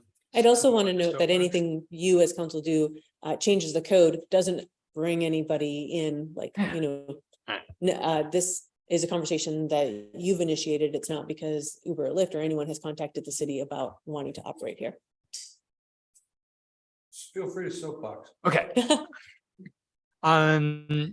Matthew, thanks for staying for this thing. I'm a little disappointed in some of the other proponents for a local solution that they split before we actually talked about this. So maybe they're watching TV as we speak. So I think that we have, despite excellent attitudes by our service providers, we have a demand that is greater than our supply. And I heard that in the Visit Hood River meeting. I hear that by asking 20 somethings that actually stay up past 10 o'clock, which I'm not part of that demographic. And I think that it's not just there's a lot of DUIs, therefore there's more demand than there's supply. I think that some of the letters that pointed out that, well, here we have 4 providers, but 2 of them said that they don't like to work past 9 or thereabouts. So the supply is pretty darn little for the part of the evening that I think that where the issue is, which is, 10 at night till 3 in the morning kind of thing. I would like nothing better than to encourage Visit Hood River and CAT and local business providers to come up with a solution, to a local solution that doesn't invite Uber and Lyft in at all. I don't think I don't understand that there is an issue during the day. So therefore, all the concerns about parking and idling and stuff seems to me like it's a possible unintended consequence, but it's not something that we're trying to fix. So we do have to be worried about unintended consequences, but not, we're not trying to say, oh yeah, all the wedding stuff should be going to Uber and Lyft. And I mean, these aren't my favorite companies in the world either, but we need something to provide rides at night. So that's what I'm looking for. I have a suggestion for council, which is people are sort of rightfully interested in talking about this right now, is that we say we want to see data of how many rides are being given and how are we doing as a local solution for the next, let's say, 8 months or 6 months or some amount of time, with the hope and expectation of seeing an improvement in our performance within the local solution performance. After which, I think that it's sort of our responsibility to look at how do we enable service providers that aren't local. So I'm happy to see the discussion is active. I look forward to seeing that turn into action. So there you go.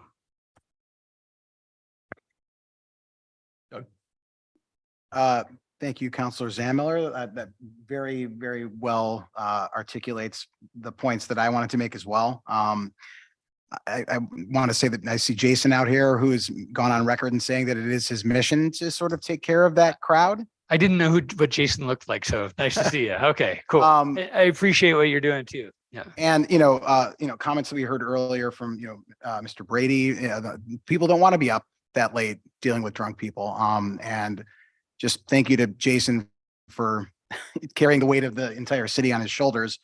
But similar to Counselor Zammiller, what I want to see is, I don't want to hand over all the business to Uber and Lyft, but I would want to see a plan of how we would be able to attack that, how Jason can get more help in those hours, and just being able to understand where are we missing opportunities. I'm assuming we're missing opportunities, not just at night, but at night is my primary concern. But if, mentioned earlier in public testimony from Patty Fink, there's maybe some options for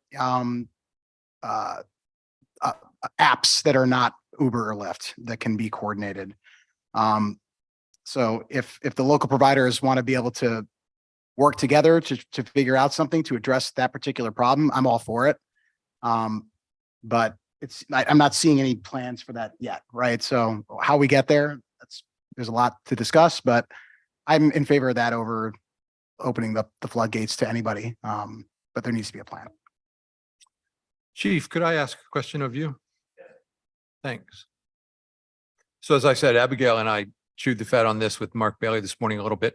I understand that one of our officers, one of your officers, was like the OLCC Person of the Year last year, or whatever we call that. We had a police officer that was DUI of the year, and that is not because the most arrests in the state of Oregon. Absolutely not. None of us locally make more arrests than Portland Dewey teams. Most organizations that are big have Dewey teams, and they're arresting hundreds of individuals, or arresting hundreds a year. But that's because the local patrols on patrol, they see something, they stop it. It's a DUI. They go, "Hey, Paul, roll my way. I got one." Paul goes. That's all he does. 365 days a year. Yep. So we were recognized because of the quality work that Sergeant Delancey does, as far as his report writing, his investigative skills all the way up to the district attorney's office. So it's not because we're arresting, we're the biggest number out there. It's not about that. It's no weightlifting here. It's all about, quality of work that we presented. And that's why most of those win. Thank you. Yeah. Where I was kind of thinking was, there's, as I said, I feel this is a multi-party situation. Are there things we as council could do to encourage or support your department to apply a little bit more of the stick? Like, could we staff up your shifts in the evening? Could we have a presence on, the streets where there's a lot of drinking establishments and put up signage in the bars that said, hey, I mean, I work in Clickitat County. Sheriff Songer's like all about we're going to throw you in jail. And I don't think that's exactly the banner I want, but some little bit of stick, or Visit Hood River, including some advertising that says, hey, don't be screwing around. This is our community. We don't want drunk drivers. So could you imagine us giving you the resource to participate a little bit more assertively in this situation, Chief? And you don't have to answer on the spot. I've been doing this job for 30 years almost. Yeah. 1994. I would say our community has changed when I first started with the sheriff's office at River County. We are a community that brings people in for entertainment purposes. And that, when I say entertainment purposes, we see every weekend 2 to 3 school buses take people up to venues outside our city limits to actually do weddings and such venues, whether bands and such entertainment. Where do those people come when they're done for the evening? They come back in our community, because this is where our Airbnbs, this is where our hotels, motels are. So when they come back, they go to the last bar, restaurant / that is open. And sometimes people point at that's the one that's causing all the issues. It's not because it's causing all the issues. They're already been consuming somewhere else, and they go there because, last call for alcohol, that's the last place of the night. So they end up there, right? I mean, that's what young people do, and older people do. So I hate to point the finger and say, hey, we need to punish you because we think this is happening here or there, because it's really not. I personally don't think we can narrow it to one specific cause.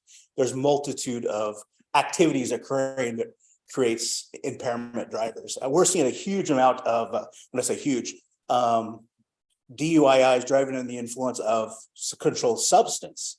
It's if you look at our statistics, I sent Abigail today the DA sent 50 snapshots of arraignments, crimes for the impaired driver. It's amazing how many are related to marijuana, fentanyl, meth, and it's Oxycontin, that we get back from urine tests that we send in to see what's in their system. So when I hate to say, don't drink here, it's going to happen. And we do send if you follow our Facebook posts, we just posted one a few days ago in regards to what is impaired driving. It's not an 08. 08 is DMV, implied consent. It's civil. Then there's a criminal part, perceptible impairment, your motion, your vision, stuff like that, physical tests. So, I hate to say that we're going to write this and do that, because for me, it looks ugly. People that are impaired that we stop, most likely not, they were never planning on getting in a taxi to begin with. Most of those people, I talked to my officers, because when this happened or this came up a year ago, I said, how many people have you heard that said, I wouldn't have drove if I would have got a taxi? And none of them could say, one of my guys said that. So unfortunately, human nature, sometimes we just think we can get there because we have, or I'm not that far away from home. So thanks. Yeah.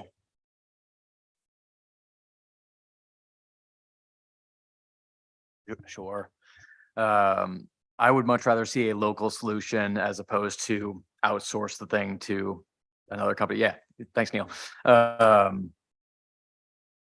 I believe this is a problem, not necessarily just in our own making or being a hotspot or whatever it is. It's also how we have chosen to, over the long term, build our city.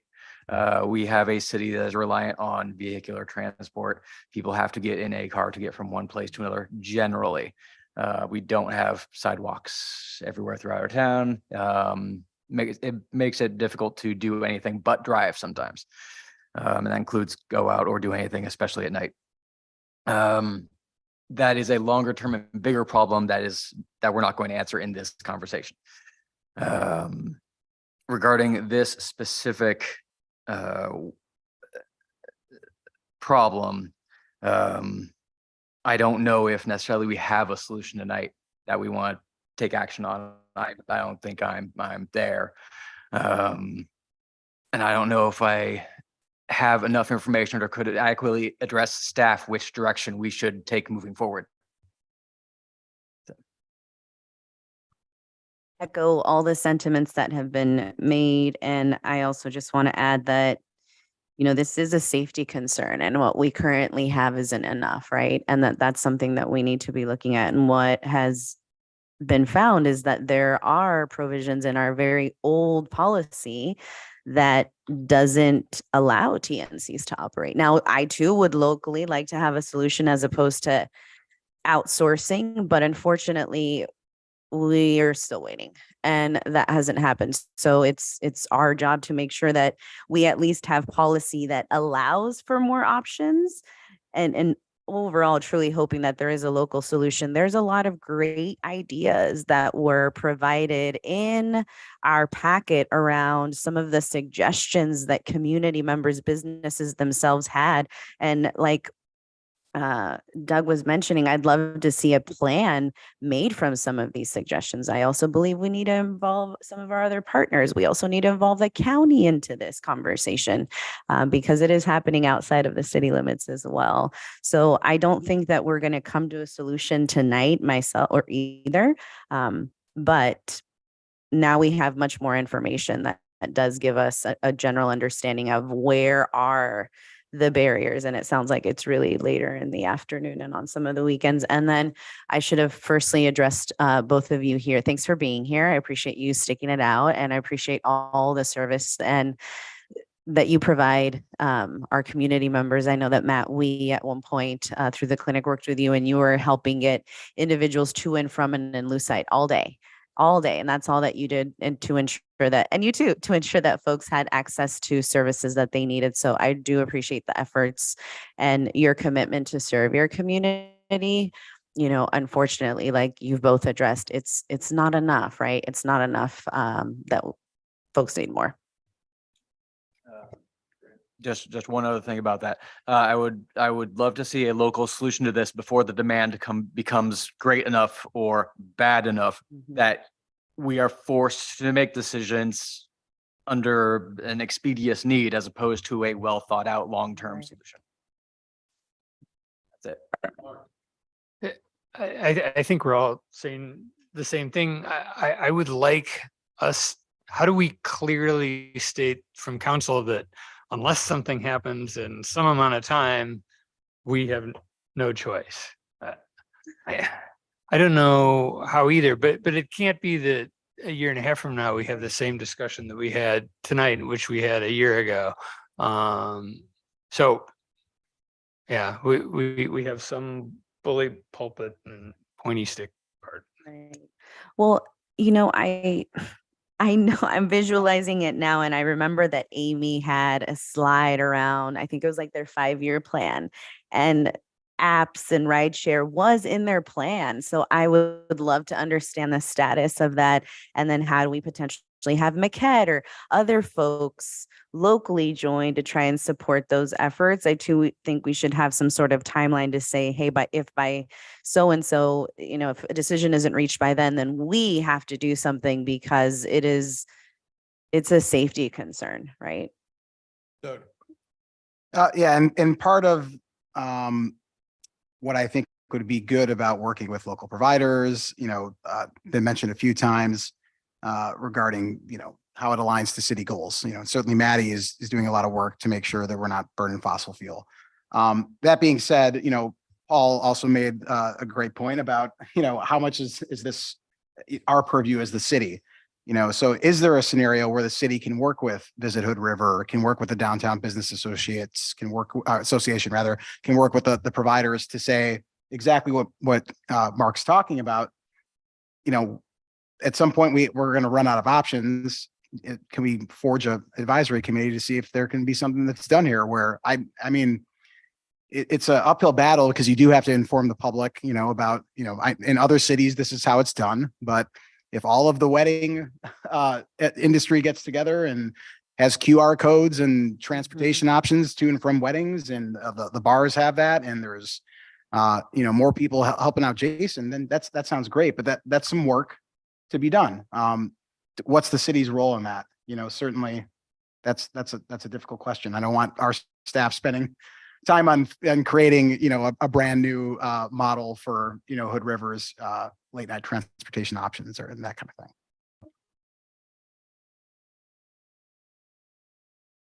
So structurally, the folks spoke at the beginning. I respect your engagement, so I will, out of our structure, invite you to come speak to us, Maddie, if you'd like to. So, Linda.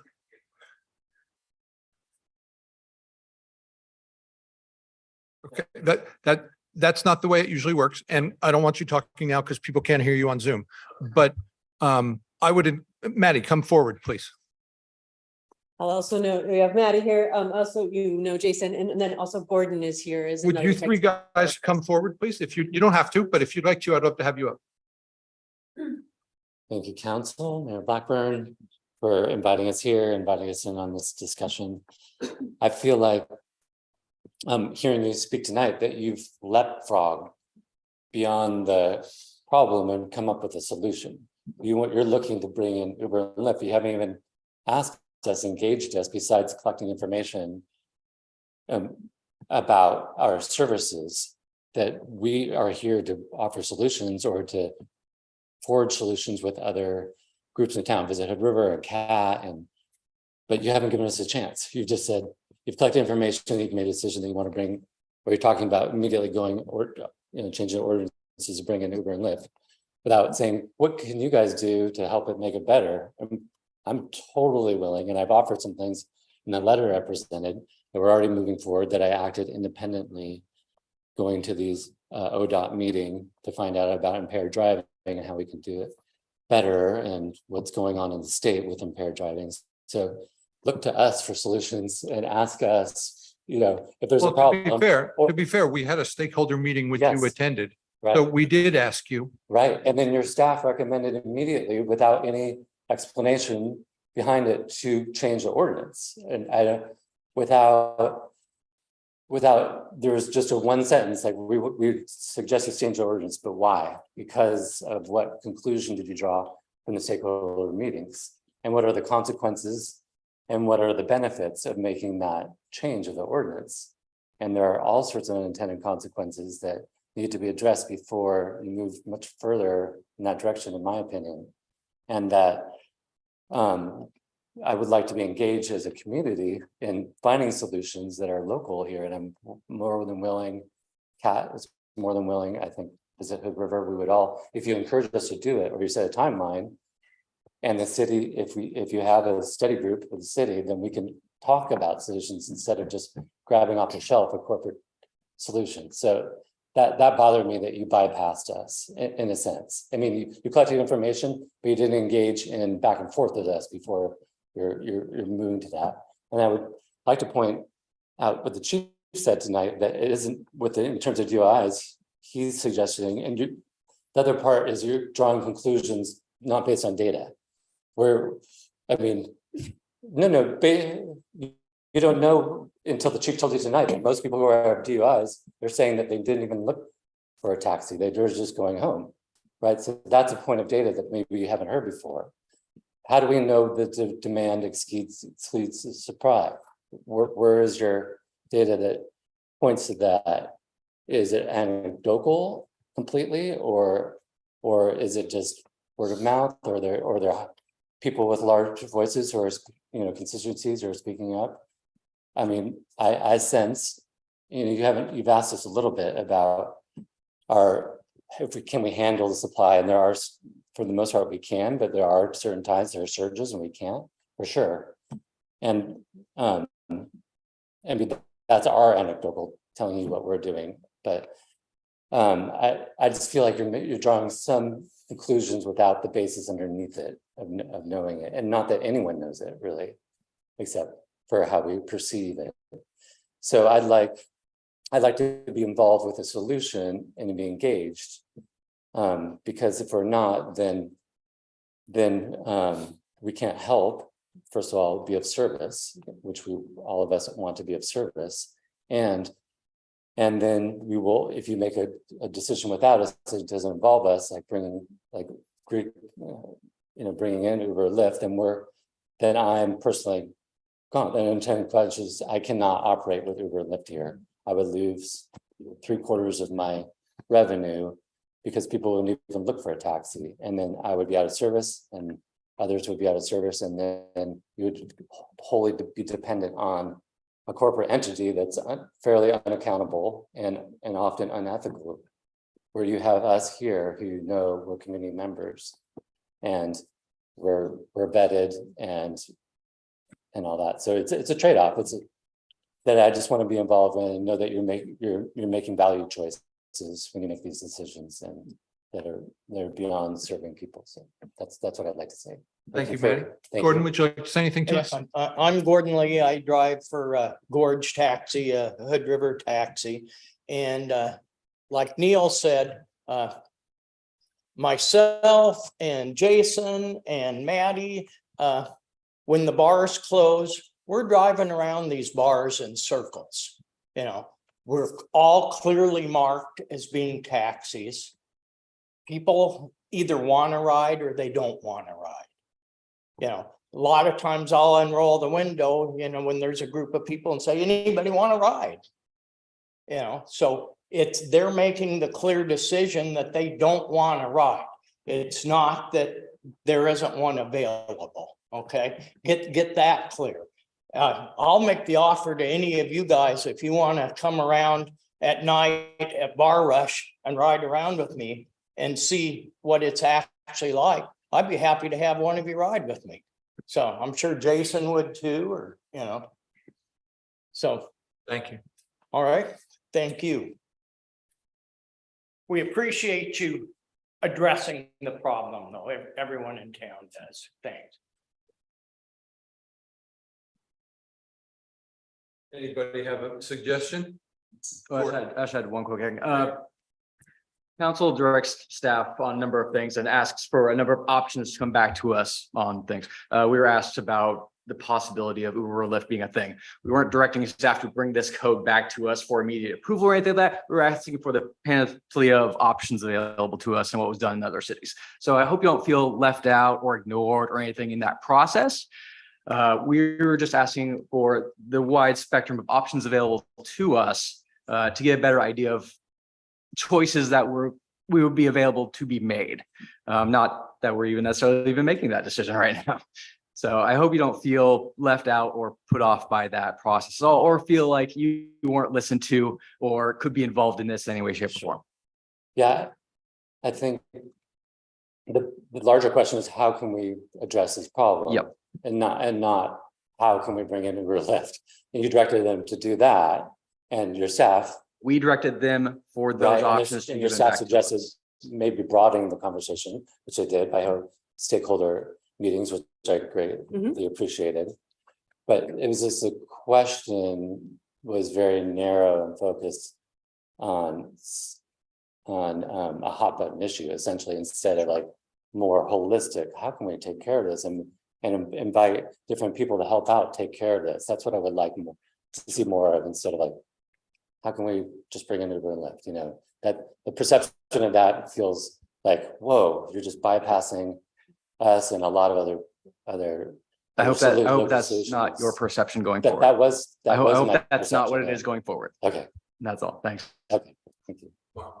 I think, all three of you, 5 out of 5 of us stated that we wanted to see a local solution. Yes. It's not going to be a city provided solution. It's you guys coming up with a solution. So what we're doing is challenging you to take this discussion, pull in Visit Hood River, pull in CAT. And when we talk about it next, it's going to be, look at all the cool things we're doing. We're not just yelling, hey, do you need a ride? There's an app and there's a this so So Please make it, yes, make it and I've so. been, Yeah. you know, since I started my business, I've been increasingly trying to make it more user friendly by having an online reservation system. I've increased my number of drivers built to me. I've increased my fleet to added a second car last year.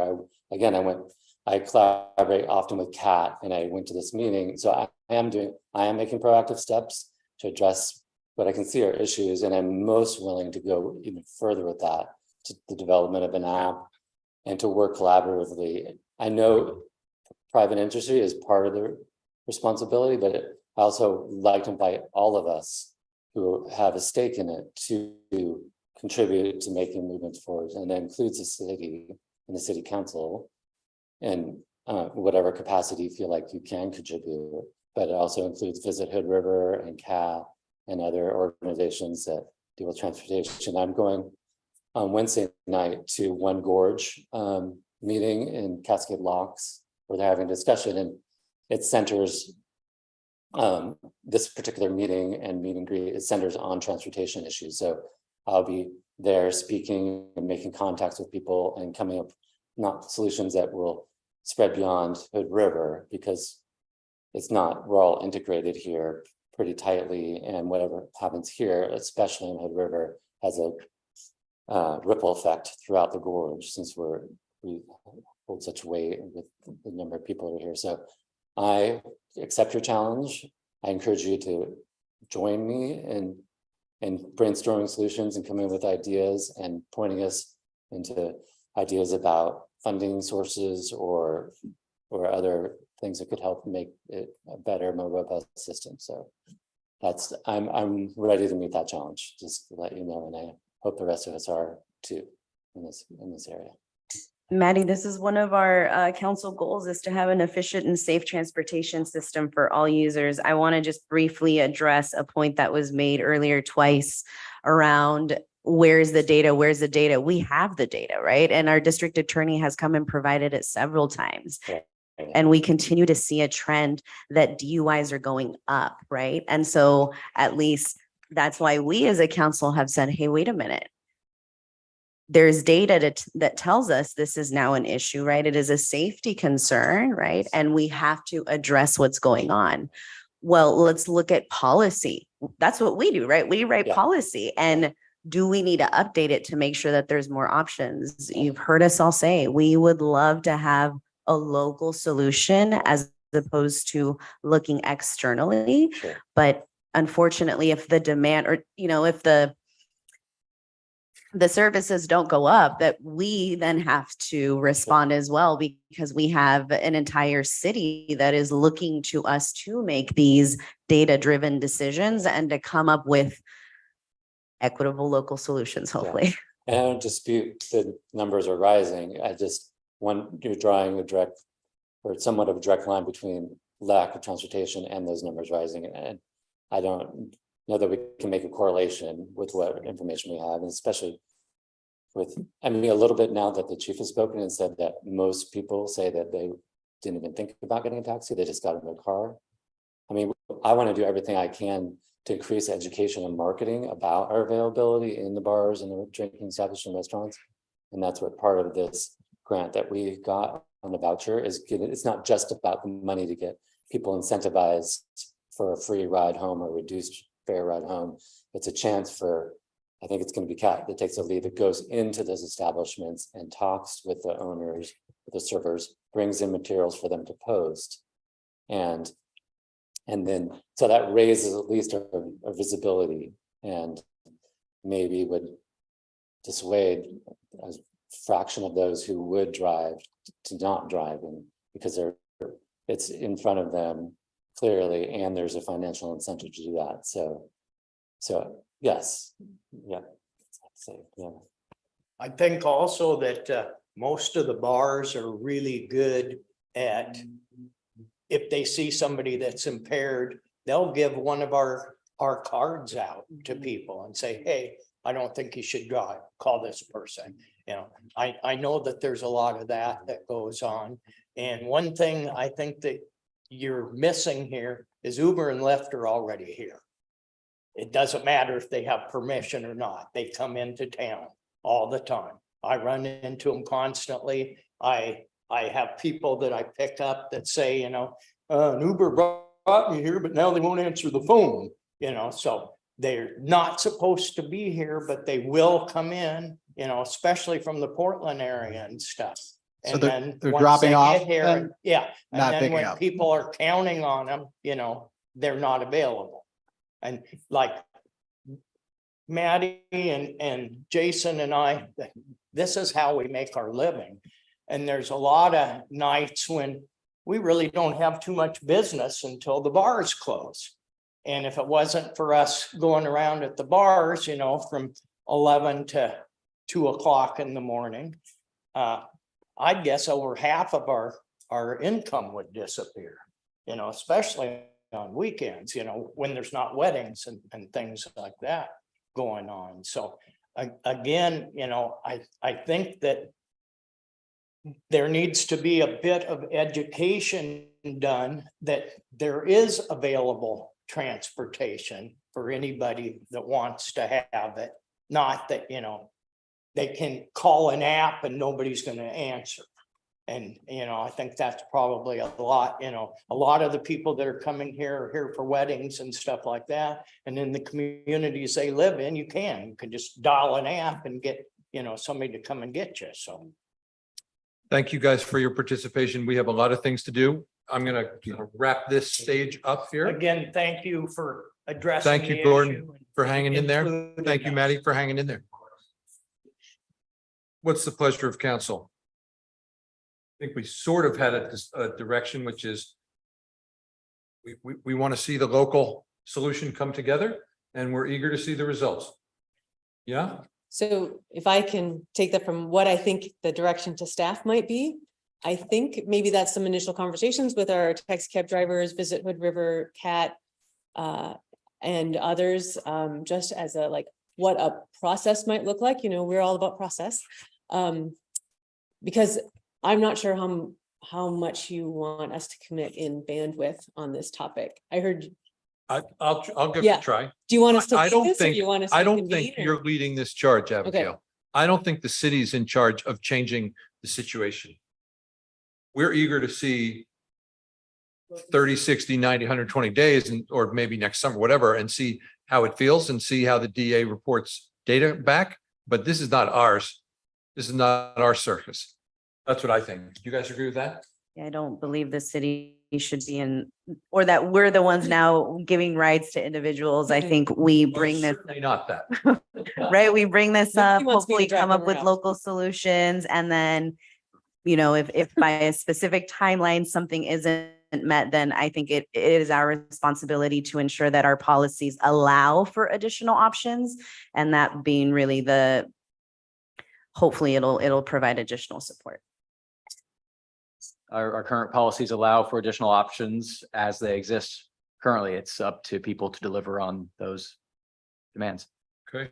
Mark? Doug and I will talk to, you know, we're the ex officios on the Visit Hood River meetings, and we'll certainly bring up, and that's a source of data, you know, because they have the, you know, DBA and Heights Business and stuff. And then I would ask the current providers for you guys to start, you know, collecting, if not sharing, this is how many rides I took at this time. I mean, even if it's just little hash marks on, you know, it'll help us set what the current baseline is. So. Just quickly, you know, something resounding from what Chief Holste said. You know, I've had conversations with a number of, you know, people in the service industry, bar owners, et cetera, restaurant owners. It is very difficult for them to manage the amount of drunk people that they get coming from another place. And I've heard a lot of stories of, we tried to call, we're trying to get this person out of here, their keys have been taken away, et cetera, by their friends, and there's no one there, right? So it is a problem that, you know, perhaps they're already working with somebody else and getting somebody else home safely. But, you know, it's going to require a lot of thought and education and things that will go beyond, you know, what people are used to, which is we're having a nap, right? And most people we have here are coming from places where that exists. They're coming from the bigger cities. They're coming from Portland, they're coming from Seattle, et cetera. So yeah, I look forward to hearing what creative solutions, the industry would be able to provide. And yeah, thank you. Abigail, do you have what you need? I think so. We'll have some conversations and try to come back to you with, invite our community partners to come back and address you sometime in the somewhat near future. Thank you. Thank you. Okay, moving on. We've got a few items left. It's been 2 hours. We're going to take a 4-minute break and we'll be right back. I like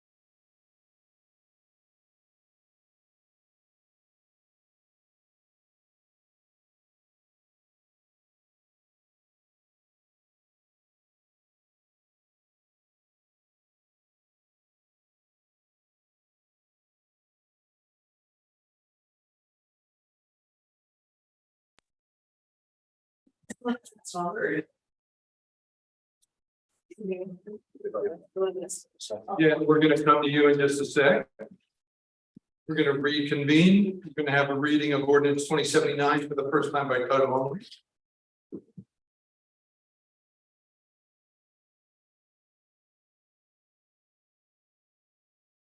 So moved. Moved by Grant, I'll second. second by Gladys. Yes. Yes. Yes. Yes. All right.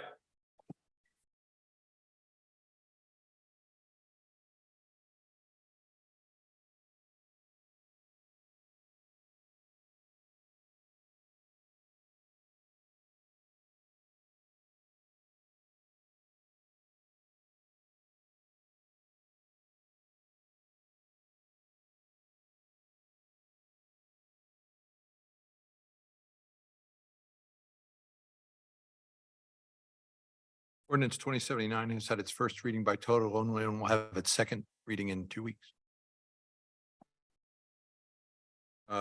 City manager comments.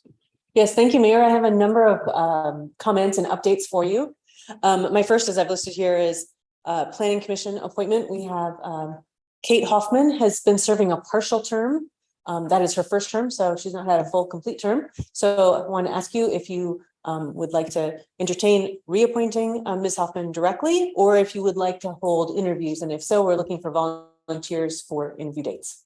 And I'll just leap in and say, Abigail asked me this question, and I'm mildly in favor of, always in favor of transparency, but in this case, she's only had a partial term and she's been an active member. So I'm mildly in favor of, let's give her a chance for a full term, but I'm open to the council's wish.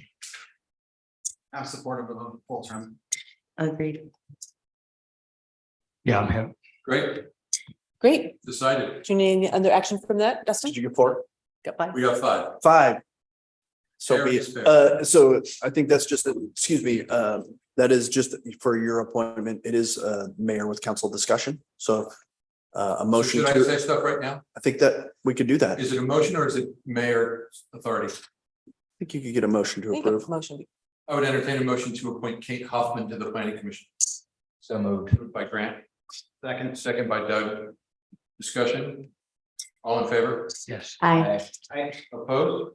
Chair votes aye. Kate's appointed. Thanks. Thank you. Great, thanks.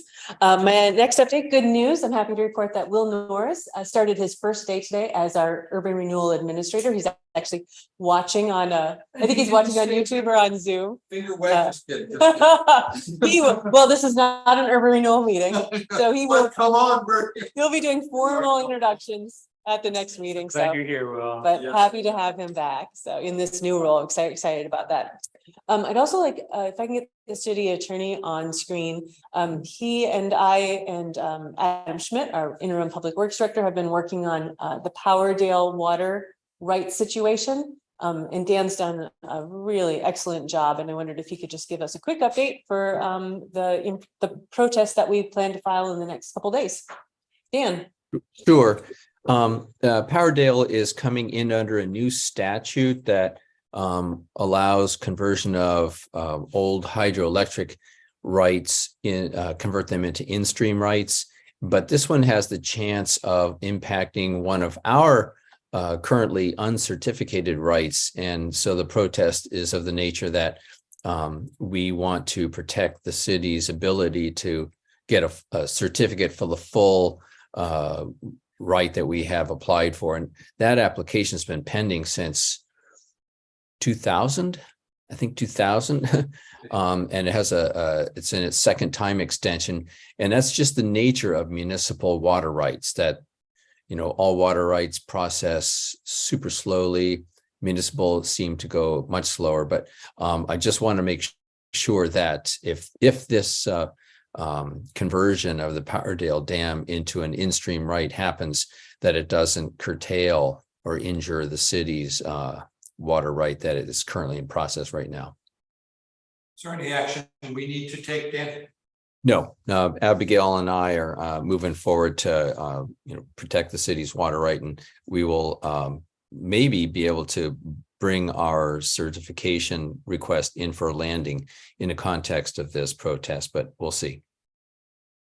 I think we cannot overstate the importance of this issue. Any number of headlines in news, Phoenix, and I mean, there's desperate water trouble, and we are not in desperate water trouble, but this is no joke. Like, there are people who would love to ensure that all the water stays in the stream and doesn't come into my faucet, and that's a problem for running a city. So this is super important. I'm so glad we have such capable folks on it. Thank you, Mayor. All right. I have other updates. Yes, I'm going to ask if Kevin could come to the lectern to give a quick Sister City update. There's lots of activity happening there as well. Hey, good news, the Sister City front, we're looking forward to in-person visits again since the pandemic started. We've been that interrupted things. We're gonna have a delegation of adults in town. They arrive around 4:15 p.m. on Monday, October 16th. They'll be joining us for dinner that evening. I believe Mayor Blackburn will be attending. Yes. Tuesday, the 17th, they've got a signing ceremony up at the high school. And we're interested in finding an official from the city who might be willing to attend or available to attend that meeting. So if anybody has a time available Tuesday morning, October 17th, somewhere maybe 9-10 a.m., please get in touch with me. I'd love to have somebody join us. That would be appreciated, Councilor Rivera, if you're available. Thank you. Yeah. We also look forward to student visits beginning in the spring of 2024, and we hope to send a delegation to Saruta next summer. Thank you. Thanks, Kevin, for your steadfast leadership on that. It's been so great to have your educated and committed connection to that. Great. I have two other quick updates. I got a long list today, sorry.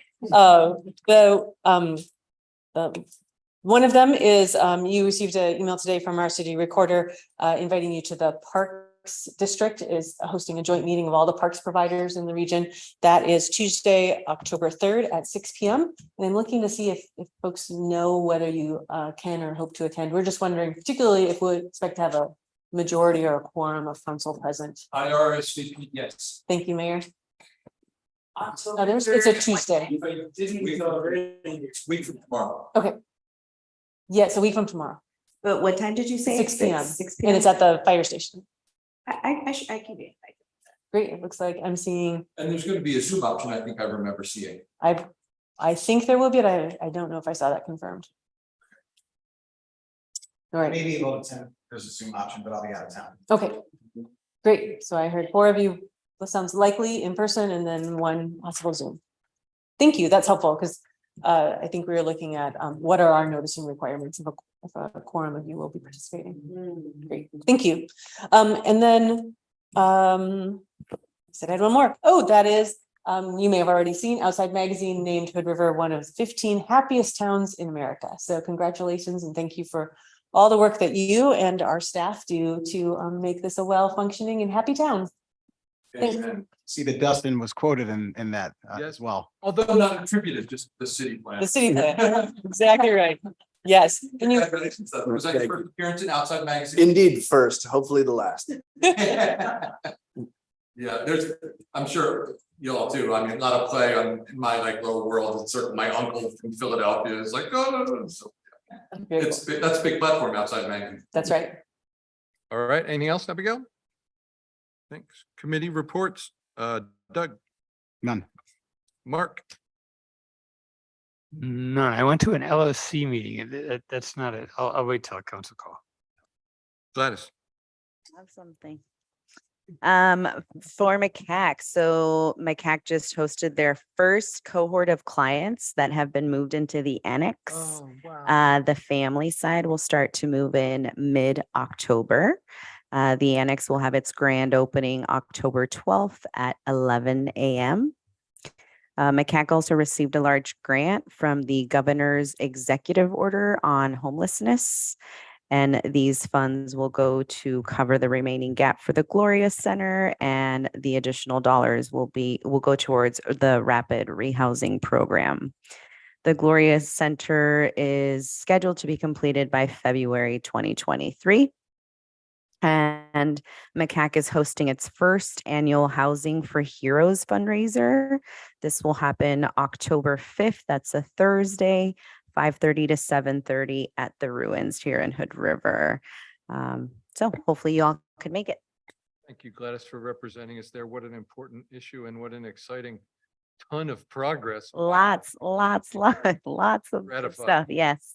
Thank you, Kenny, and all those at MCAC. Grant,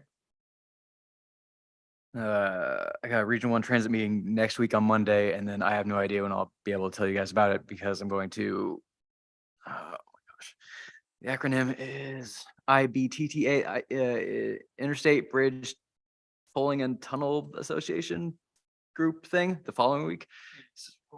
No, Seattle. So lots of infrastructure, bridge, road, street tolling stuff. So I'll see if I can merge those two topics together into various things. but I'm hearing you'll miss the next council meeting. Is that it, Grant? That's related to, yeah, I was gonna bring that up next, yes. Got it. Great. Thank you. Committee, I was at the Columbia Cascade Housing Corporation meeting today.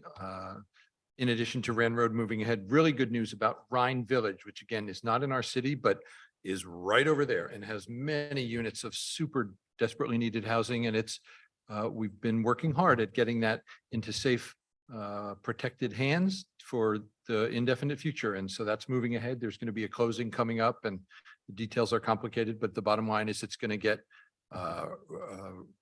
sort of renovated and deferred maintenance will get done, and it will then be owned by Columbia Cascade. So that's very exciting for important units in our community.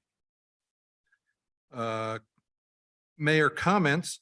There's a big weekend coming in 2 weeks, so just get ready. So on Saturday night, October 7th, is the United Way fundraising gala. We give away about $250,000 a year, so that's a big piece of the NGO good that happens in our community. Saturday night, the 7th. Sunday, the 8th, Pie with the Mayor, 10-speed coffee, don't miss it. Noon to 1. And then Monday, the 9th, is Indigenous Peoples' Day, and I've invited local Indian leaders to lunch, and I've invited you all to join us, and I hope you can come, and if you can RSVP, that would be great. So something on the 7th and the 8th and the 9th, and then of course the 9th is a holiday for here at the city, so our council meeting will be on Tuesday, the 10th instead.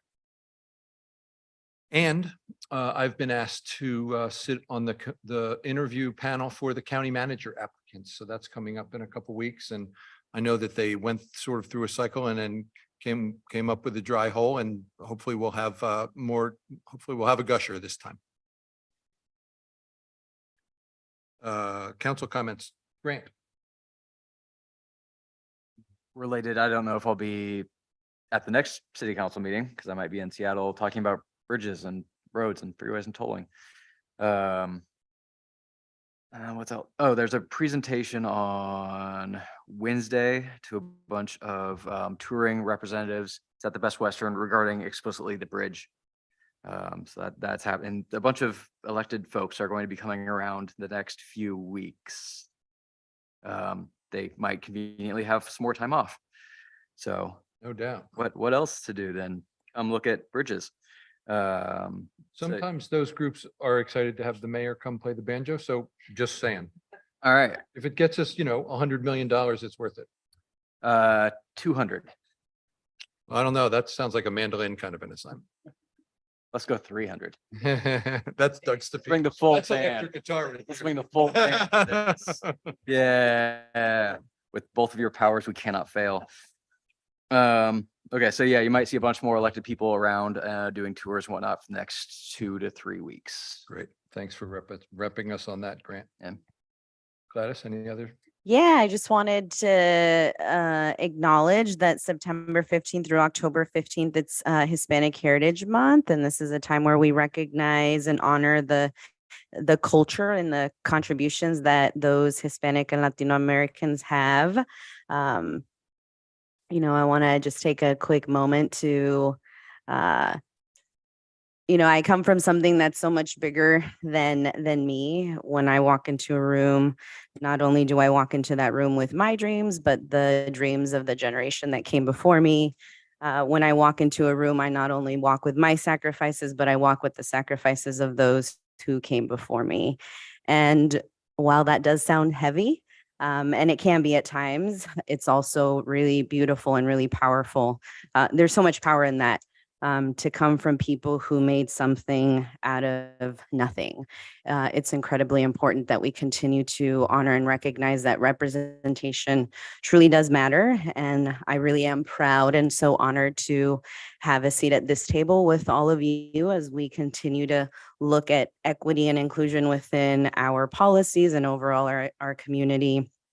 I encourage everyone during this time to take the time to get to know your neighbor. It's so important that we look at things through different lenses, and sometimes we may not have that lens, but just having a conversation with an individual can help you see a different perspective that you may have not been able to. So just if you know of local incredible Latinos, just take the time to get to know them and know a little bit about this story and some of the contributions that they have made to this wonderful community. I also wanted to share that there is a Fiesta Cultural del Gorge coming up on Saturday, September 30th, 1 to 5, and that will take place at One Community Health in Hood River, 849 Pacific Avenue. There's going to be lots of celebrating, free food, raffles. There's local Latino business owners will be there. They will be selling all their goods. We had, there was an event that took place last year in the Dalles, and there were over 400 participants that attended. So if any of you have the chance to attend Saturday, September 30th, 1 to 5 at One Community Health in Hood River. That's a good thing for us to do. Yes, thank you. Thank you, Gladys. And you said. And Free food, free drinks, free raffles. There's going to be bands. Come on down. Thanks, Gladys. Mark? I went to the League of Oriented Cities does a little roadshow, and there was a regional presentation of how the last legislative year went from their perspective. I do have a handout, but I'm sure it's on their website too. If anyone would like me to read the handout to them over the phone, just let me know, or I can just give it to you. It's like 20 pages long. Oh, never It's a lot of pictures. Yeah. read slow. There is a League of Oregon Cities conference on October 13th, 14th, 12th, 13th, 14th, I think. And I looked at the agenda, and there's always a few things that would be valuable as a counselor. So Where's it at? it's in Eugene. Kim and I are going down to Florence to see the eclipse. It's on the 14th, the next day. So is it worth city money to send Mark or any of us to the conference? I guess that's my question for council. Yes. Always. We're looking for money.